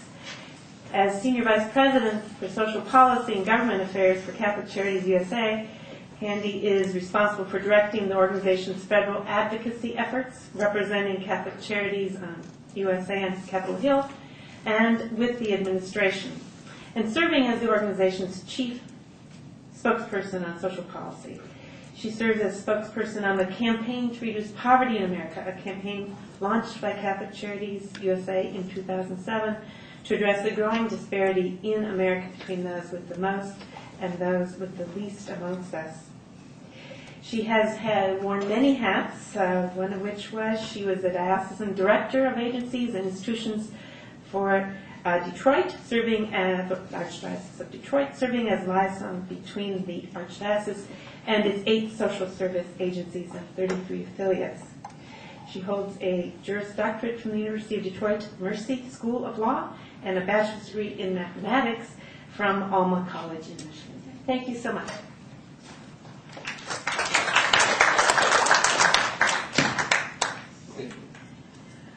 What I'd like to say is that I share many of the comments that the panelists have made, as well as what Mark has made to you all today.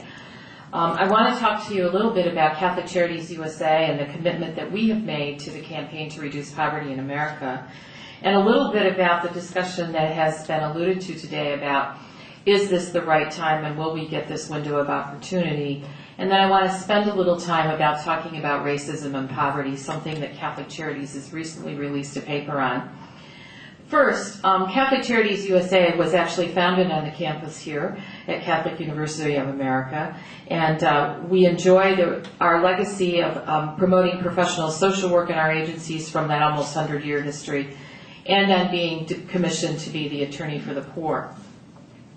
The Campaign to Reduce Poverty in America grew out of the Katrina situation, and as many of the conversations and campaigns here now in Washington, D.C. have found their roots. And again, the picture of people that we saw on TV, hoping that all of us who were advocating on Capitol Hill, that with that kind of attention around the world, that we'd actually see a change in the political winds here in Washington in terms of how the least among us will be treated. Unfortunately, as fast as the hurricane came, the political will in Washington also left to address this issue. And so out of that was born first a paper rooted in Catholic social teaching about poverty and the threat to the common good. And then the realization that if we were going to make this a living, breathing document and not something we parked on the shelf, that we really had to launch a campaign that was sustainable over a number of years to make this happen. And one of the impetuses for that campaign is the fact that the reality for our agencies in this country is that we see more and more people coming to us every day who are simply not making it. And as was mentioned, the new poor that we see are working families, primarily that are working 1, 2, and 3 jobs, who cannot feed their family, who can't provide housing, and who are without health care. The simple reality is that Catholic Charities agencies cannot meet the needs that legitimately the government has a responsibility to meet. We can be a good partner in that process, but we cannot be a replacement for what is our government's responsibility. And we feel that the attention to the common good in this country has somehow been lost over the series of years. And in fact, what I would say to you is that poverty has become a political issue. The other thing is that poverty also has become a profitable issue because of some people being disadvantaged in our country, there are many more people who are being advantaged financially. And I would say to you that this profit-making machine is very close to this campus, and so if you were to walk into a neighborhood that you would consider to be a zip code here around this campus that would be an economically disadvantaged neighborhood, think with me for a moment about what that neighborhood looks like. Numerous check cashing places, payday loan places, party stores that sell cell phones with no credit, laundromats, and the like. Grocery stores in which you're paying a higher amount of money for less fresh food and canned goods on the shelf that may in fact be outdated. This is in fact the reality of a community that's living in poverty. And that reality means that there are other people in our society who are currently benefiting from that. If in fact this was not a political issue or a profitable enterprise for people, I would submit to you that probably we'd see a big change in poverty in this country. One thing that the Campaign to Reduce Poverty in America talks about is that we can't ourselves as Catholic Charities change people who come to our doors. But we certainly can help people change the policy and with their own voice make a difference for themselves. We also can change the way that we serve people, merely not providing just charity, not just providing a bag of food, but in fact an engagement process that begins when someone comes to us in crisis, in which we walk with them until they have the strength and the economic stability to actually stand on their own. We can change how our philanthropy is designated in this country, and we can all change how we individually advocate on behalf of those with the least among us. I wear this button today which says 37 million. Trust me, if this was 37 million people that were a voting bloc in this country, the political landscape would change very quickly. There would be a political agenda in each of the campaigns that would be discussed about how things were going to change for 37 million people. But unfortunately, this block of people is seen as a people who doesn't vote, who do not vote, and who are not engaged in civic participation in our communities. And so one way that Catholic Charities, we feel we can help our clients is to begin at the grassroots level, to begin that engagement process. Because the greatest social movements in our country were actually born out of the pain and agony of the people that were actually experiencing it. Think back in our time, my time, to the Civil Rights Movement. The Great Depression was also mentioned, but as people suffered and found their own voice, the political winds in this country in fact changed, and in fact the policies and programs in Washington, D.C. changed with them.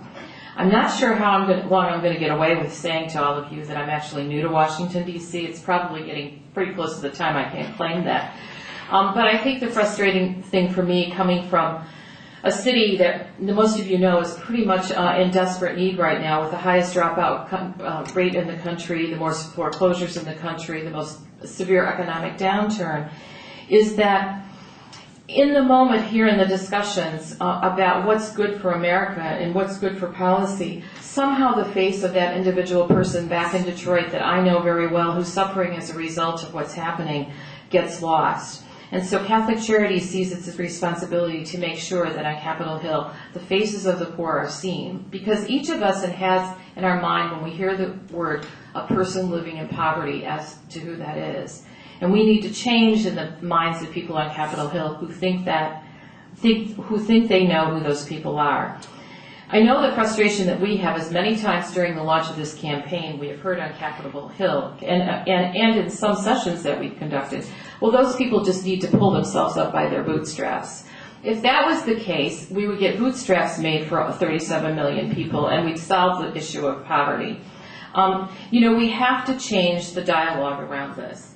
And I want to go to talk just a moment about racism and poverty.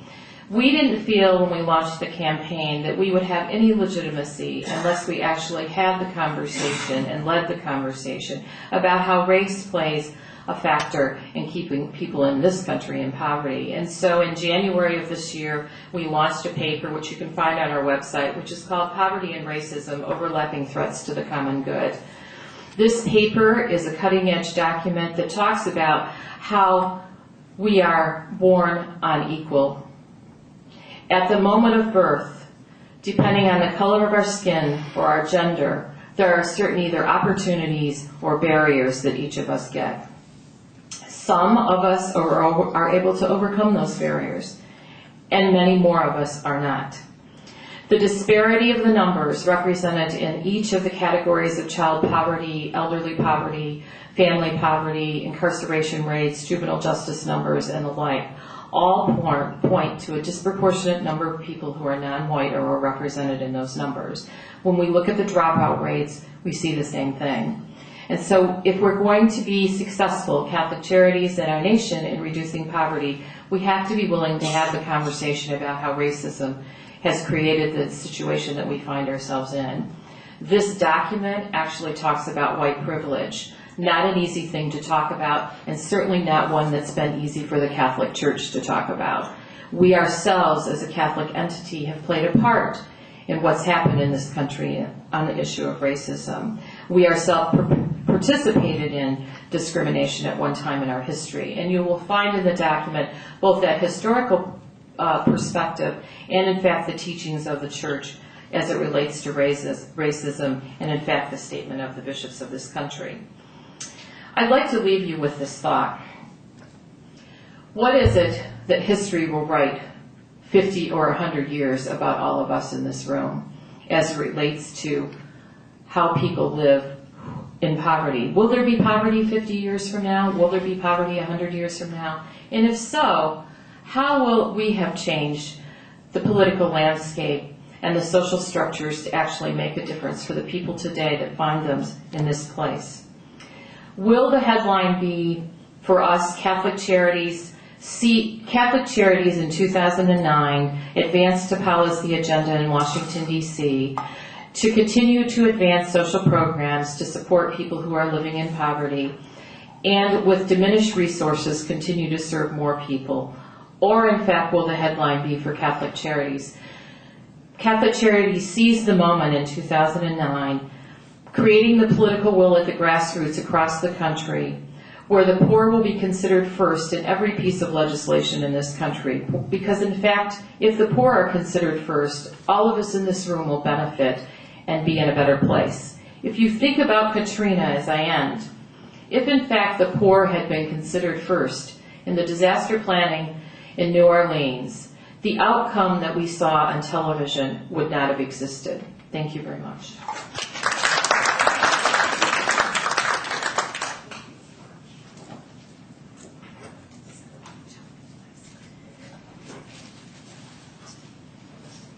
Our next speaker is Joe Purehart. For nearly 10 years, Joe Purehart served as Washington correspondent for the National Catholic Reporter. He's a former congressional press secretary. He has edited a number of publications, including the Economic Opportunity Report. This is a weekly focused on federal anti-poverty programs. And also he edited Investment Advisor Week, a news service covering regulation of the nation's security markets. He was Washington columnist for Financial World magazine, previously public affairs officer at the Montgomery County, Maryland Housing Opportunities Commission, and he is currently communications director for the Council of Large Public Housing Authorities. I might also mention he's poster child for a BA degree in history from Catholic University and done all these wonderful things. Thank you. Sounds like I can't keep a job. With my background in journalism and communications, I thought I'd address the question of how the mainstream media portrays poverty in the United States. And I think there are, these are big generalizations, and I'll make them anyway. I think there are two basic narratives, and we've heard some of this discussed earlier. The first one is that the poor are poor because they've made bad, even sinful decisions in their lives, involving drugs and alcohol, or irresponsible sexual behavior leading to the birth of children, failure to pursue education, or engaging in criminal activity. We see this, I think, most today with the homeless population. Not a lot of sympathy for homeless folks. There was once upon a time. The homeless were discovered about 25 years ago in the Reagan administration. They used to be hobos or bums, and they became homeless people. And there was a real effort made here in this city with Mitch Schneider and some others who raised a lot of attention to the issue. A real effort made to address housing issues as it related to the homeless population. Not so much anymore. Compassion fatigue. They're not the virtuous poor. There is one group of homeless folks who are the virtuous poor, and that's my next category of media coverage is the search for the virtuous poor. Homeless veterans. If you want to get money for homeless programs in the United States today, put a lot of money in for homeless veterans, which is a good thing and has a lot of sympathy. My point there is that the media coverage does focus on this search for the virtuous poor. Folks just like us, except they have less money, or so it's portrayed. Under this theme, the poor are making heroic efforts, holding 2 or more jobs, making valiant attempts to provide for their children. And of course, our political leadership from both parties plays into this theme. A quick story from my days at the Housing Opportunities Commission in Montgomery County. I was the public affairs officer. We got a call from HUD. The president wants to come to Montgomery County and celebrate your home ownership initiative. I was the public affairs guy, so it was my job to prepare for a presidential visit, which is a big deal. The problem was, as I met with the consultant from HUD, who was a PR guy, this is pre-96 campaign, I'm pretty sure. It's pretty clear he wanted a white picket fence, 5,000 square foot lot, and a white family. None of that was said explicitly, but it was pretty clear that's what he wanted. Montgomery County, we have great home ownership programs, but they're townhouses, mostly. Not all white people. We didn't get it. President Clinton went to Allentown, Pennsylvania instead. Virtue is equated with race in the media's portrayal of poverty in the United States. It's also, there are other categories, the elderly. The elderly are the deserving poor just by virtue of their age. There are also those who help the poor. And there's some coverage there, and one thinks of, think about the Mother Teresa syndrome. So, for example, Habitat for Humanity, which is a great organization, does wonderful work. Does almost nothing to address the real housing needs in this country, but gets a disproportionate amount of press coverage. Last week in Chicago, Chicago Housing Authority opened up its waiting list for the first time in many years. It's been closed. 250,000 people went online, crashed the server in Chicago.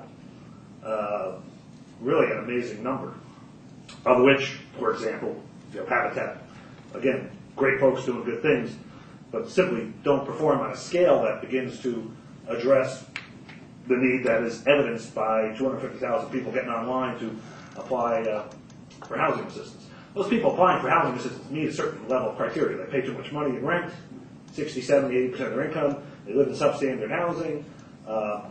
So we're talking people who have severe housing needs to even qualify for the list. How are government efforts to combat poverty portrayed in the media? I think it's fair to say the media is highly skeptical of the government, to the point of the government is part of the cause of poverty in the United States, or so it's portrayed. Conservatives have a distrust of government, and we see this in the media. Anything that government does is potentially wasteful, probably is wasteful. Fraud is rampant in these programs, we're told.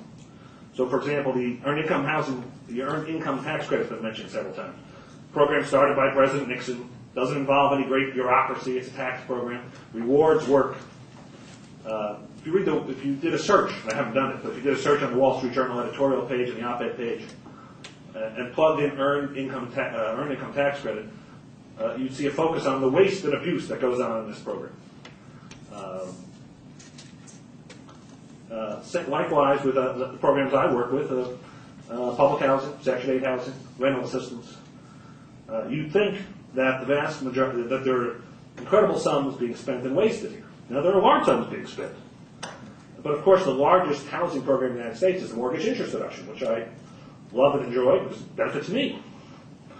It's, overwhelms the amount of direct expenditures on housing. We heard earlier Catholic conservatives, I covered some Catholic conservatives when I was working for the National Catholic Reporter, emphasize charity. This gets portrayed in the Catholic press a lot, and in the broader press. I ask the question of some of these folks is, what are you more concerned about, cutting the capital gains rate or cutting the abortion rate? What will you do to achieve that? So is there a deal there? And I never get a good answer to the question. The deal could be, I'll spend lots of money if we could, helping people out so they don't have to have abortion. But I think there are other priorities within the political leadership of that movement. Now, there are exceptions to that. For example, the 1986 welfare reform package that passed, 86 or 94? Well, there was one in 86, too. Family Support Act of 86. But I think it was the later one. That included a provision that said States don't have to pay additional money for women who have children beyond what they have now, second child, third child. And this was supported by a number of Catholic conservatives who were more interested in cutting government expenditures to poor folks than they were in the logical incentive that was in that program, which was to have an abortion instead of having your second, third child, because no one paid any money to help support that child. Now, there were folks who courageously, Chris Smith, New Jersey, conservative Republican from New Jersey, opposed that. A story that does not get told in the Catholic press or in the secular press. There's also a deep mistrust of government on the left. Quick story, when I was working for NCR, I used to get frequent calls from a Catholic worker activist in the district. She'd tell me, I got to get on the story of what's happening with this development, search and quarter, where their government was very vague, the accusation, where the government is trying to kick people out, and they're going to put up a mixed income development, and the people are going to lose. And what was happening, and I'm not an expert in this, but generally speaking, did a little research on the story. The folks who were living in the development were getting an option to get a Section 8 certificate of a voucher, which means you can go take your voucher and go use it in the private rental marketplace. And a lot of folks were going to Prince George's County, and in Montgomery County, and elsewhere in the district. And I kept, what is wrong with that? Why? These people were living in very bad conditions. There had been a murder of a child, which drew a lot of press attention to the community. Why is that a bad thing? If I'm living there, that I can go to Montgomery County with my voucher certificate, put my kids in decent schools, go to a job center where maybe I get better work. My point is the skepticism of the government exists on the left also. And with some justification, there are legitimate issues raised about displacing the folks from inner city areas and so forth. Nonetheless, it seems a tad short-sighted, I thought. I never did the story, sure. Final point on mobility, generational mobility. I think it's true, and Mark can correct me if I'm wrong, that if I'm born in one of the higher quintiles, I'm more likely to stay in the higher quintiles through my life. I grew up in a house with 6 kids. Mom stayed home. Middle class, upper middle class, very comfortable, suburban. My children have had the same experience. We have 3 children. My wife works, but they have a standard of living that is comparable to the way I grew up. And I think that's generally true. Emphasis on education. They're in college. It goes very much against the media narrative that we live in a society where you can't pull yourself, or people don't, I don't know if you can. People by and large, if they're born upper middle class or middle class, they're going to live their life that way. And the press hates that, because it is a story about, it's anti-American, that's what it is, our notion of America, and but it's true. So the real story, the one that you've heard today, as opposed to what you hear in the press, is a little more complex, I think, than what we see on the evening news.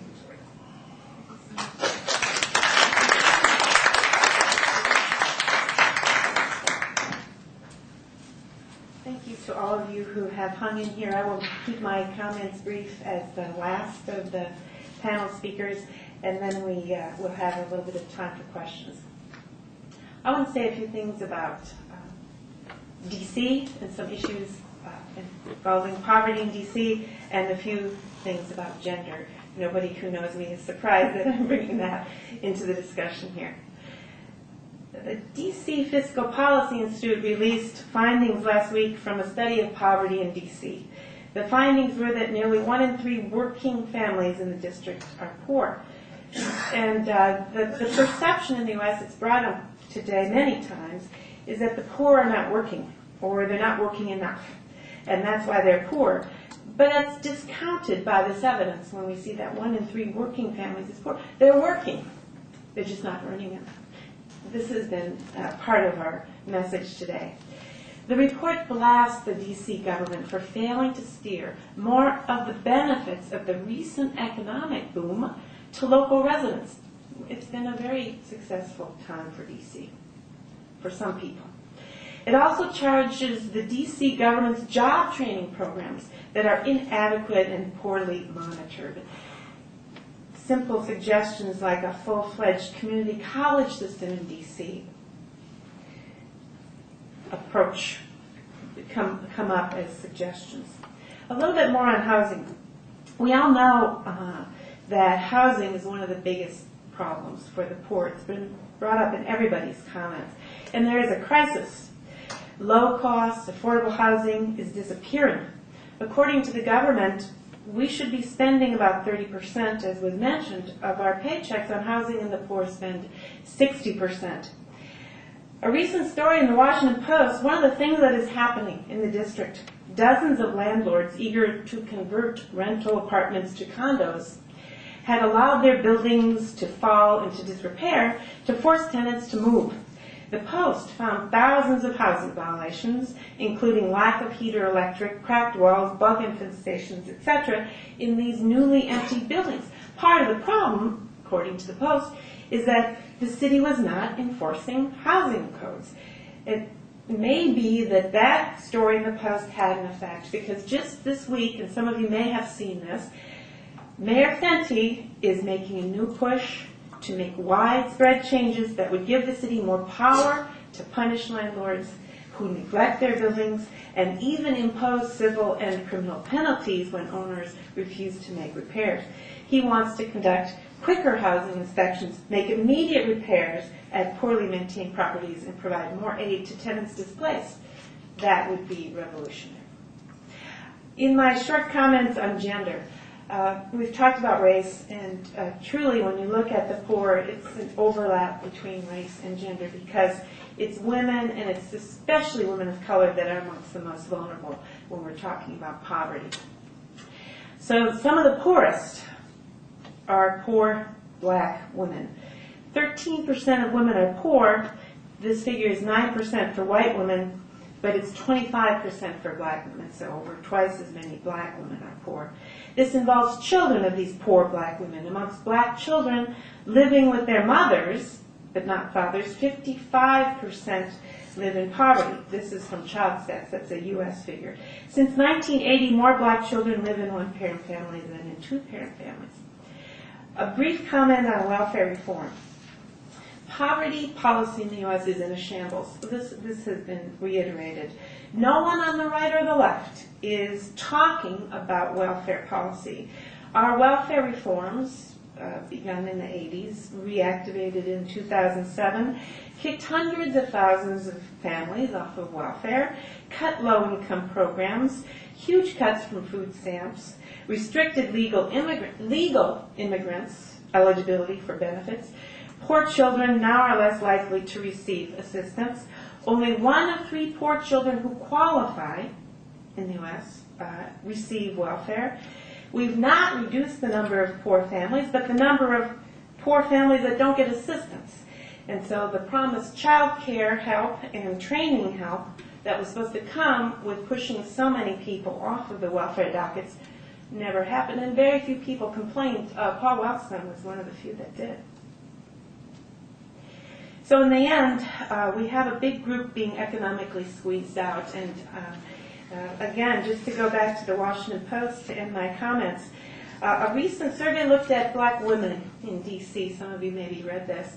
And there was much optimism about Mayor Fenty and what he's doing in D.C., but the poll did not find this optimism amongst black women in D.C. For them, they're being economically squeezed in an outpriced housing market. They're navigating a poor public school and healthcare system. They're grappling with the nagging sense that city leaders don't really see them and their needs. An example, in Ward 7, there was a gentleman who suffered a stroke, and the one hospital east of the river, Greater Southeast, doesn't have the ability to offer specialty treatment to stroke patients. So the services, especially in the poor areas, are very bad. And when these black women look at Fenty's cabinet appointments, a white female police chief, a white male fire chief, a Korean American female school chancellor, it makes them even a little bit more tentative. And it's no wonder that black women in D.C. and elsewhere are not optimistic. But the optimism comes from seeing what the Center for American Progress, Mark Greenberg, all of the work that people on this panel are working on, this distinguished panel, to help address and at least bring up the conversation for what's going on with regards to children and poverty in the U.S. And thank you so much.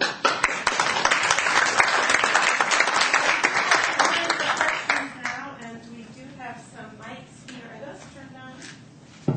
Yes. Okay. Do we have any questions for Mark Greenberg and his earlier talk, or for anyone on the panel? Bueller. Yes. I have a question for Joe. I'm an architecture major, and so I know like housing and building are really important to us, and we've been talking a lot about sustainability and that kind of thing.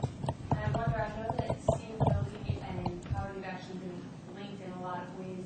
And I wonder, what would you suggest our job is in trying to reduce poverty? Because we can reduce the cost of our buildings, but a lot of the times what happens with, or what we assume that happens with those less expensive buildings is that for a short time they end up being used for the lower income families, but then because so many different people kind of get into those housing situations, the economy of the area rises, and then the prices of their housing also rises, and then they can no longer afford it, and they have to move out anyway. So what would you have to say about that, and what we could do to help? Two responses, and maybe they'll be responsive. There's a question earlier on the low-income housing tax credit and how it's used. It's really important to make the low-income housing tax credit is used in virtually every multi-family development that is built in this country today. That sounds like, gee, we're building a lot of affordable housing. The low-income housing tax credit requires a landlord to serve people up to 80% of the area median income. So if anyone knows the figures here, but for a family of four in Montgomery County, that's probably $70,000 a year now, or anybody? It's a lot of money. These public housing, by contrast, serves people at 15 to 20% of the median income of an area. Very poor folks. So the fear that, I guess my point is understand when people talk about affordable housing, they're talking about a wide range of things. Affordable housing is housing that you can afford. That's what I think affordable housing is, depending on your income, paying 30% or whatever the right number is. The second question, in terms of the design issues, the movement among our members, the members of the Council of Large Public Housing Authorities, which include the District of Columbia, Chicago, LA, New York, others, is to create mixed income housing developments, where you've got, for the sake of argument, a third of the units are market rate and can command market rents in urban areas, which are increasingly attractive to folks like me, who my last kid is 18 and going to leave home, so I want to go somewhere in an urban area. Where the middle third is maybe in that tax credit 80% of median, but lower too, 50 to 80%. And another third is the public housing residents, or their income equivalents. In order to do that, in order to attract market rate renters and folks in that, even that middle third, the units have to be, and the communities have to be very attractive. I'm not going to go, I've got enough money, I'm not going to go pay to live in a dump. So it elevates everyone's standard of living. There are lots of issues associated with this. It's not easy, but in theory and in practice in cities all around the country, it's going on, and it's been very successful. And there are lots of issues with success. Is it referred to as new urbanism, that movement, the mixed income? I think, I defer to the architect, I think new urbanism refers more to the architecture than the financing. It's the financing that drives the ability to serve the folks. We refer to it as Hope 6 in the public housing world. There's a federal program called Hope 6, which administration has proposed $0 for this year. Okay, other questions from the audience? Yes. Thank you all for being here. My question is actually pointed to Mr. Greenberg. I guess my question is, why did you base your plan of action on the UK, considering it's such much smaller, a very different demographic than we have here in the US? And why would you think that would turning that into a U.S. plan would be effective?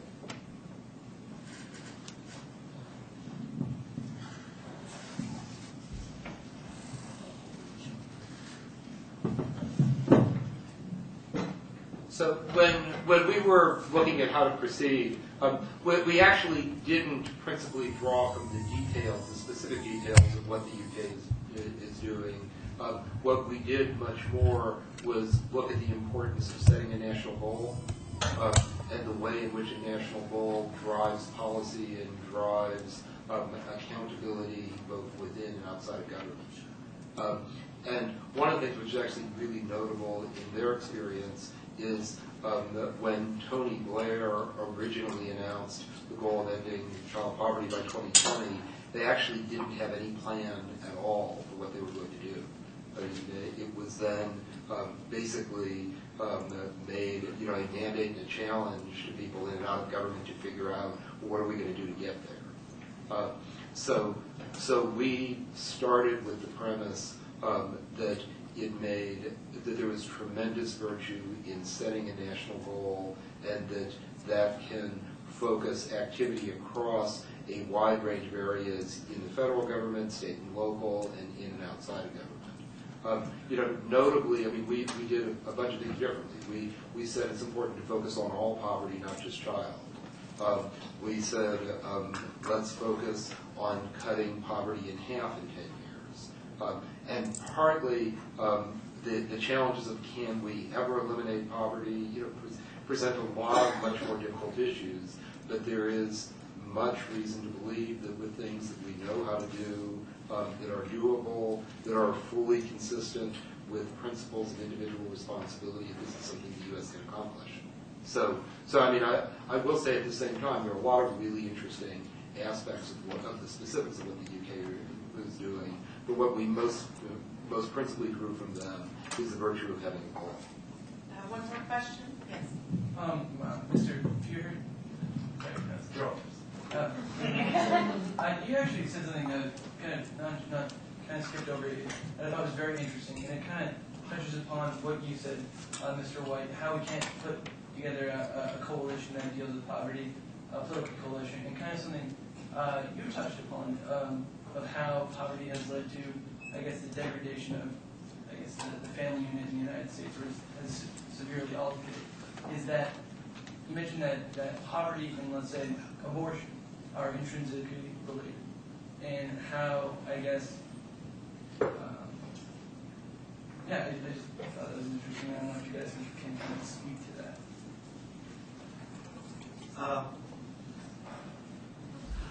I wrote a piece recently which I said people, young women in particular, say that they have abortions because they don't have enough money. They're poor by a large number. Therefore, I thought, gee, if they had more money, maybe there would be fewer abortions. There are a lot of people who, it sounded right to me. It sounded like that makes a little bit of sense. Maybe that would work. It's amazing how many people sort of, and I would say, conservative Catholics responding to this piece, really went to the mat. There's no empirical data for this. There is, he's making it up as he goes along, so on and so forth. Writing in some major publications.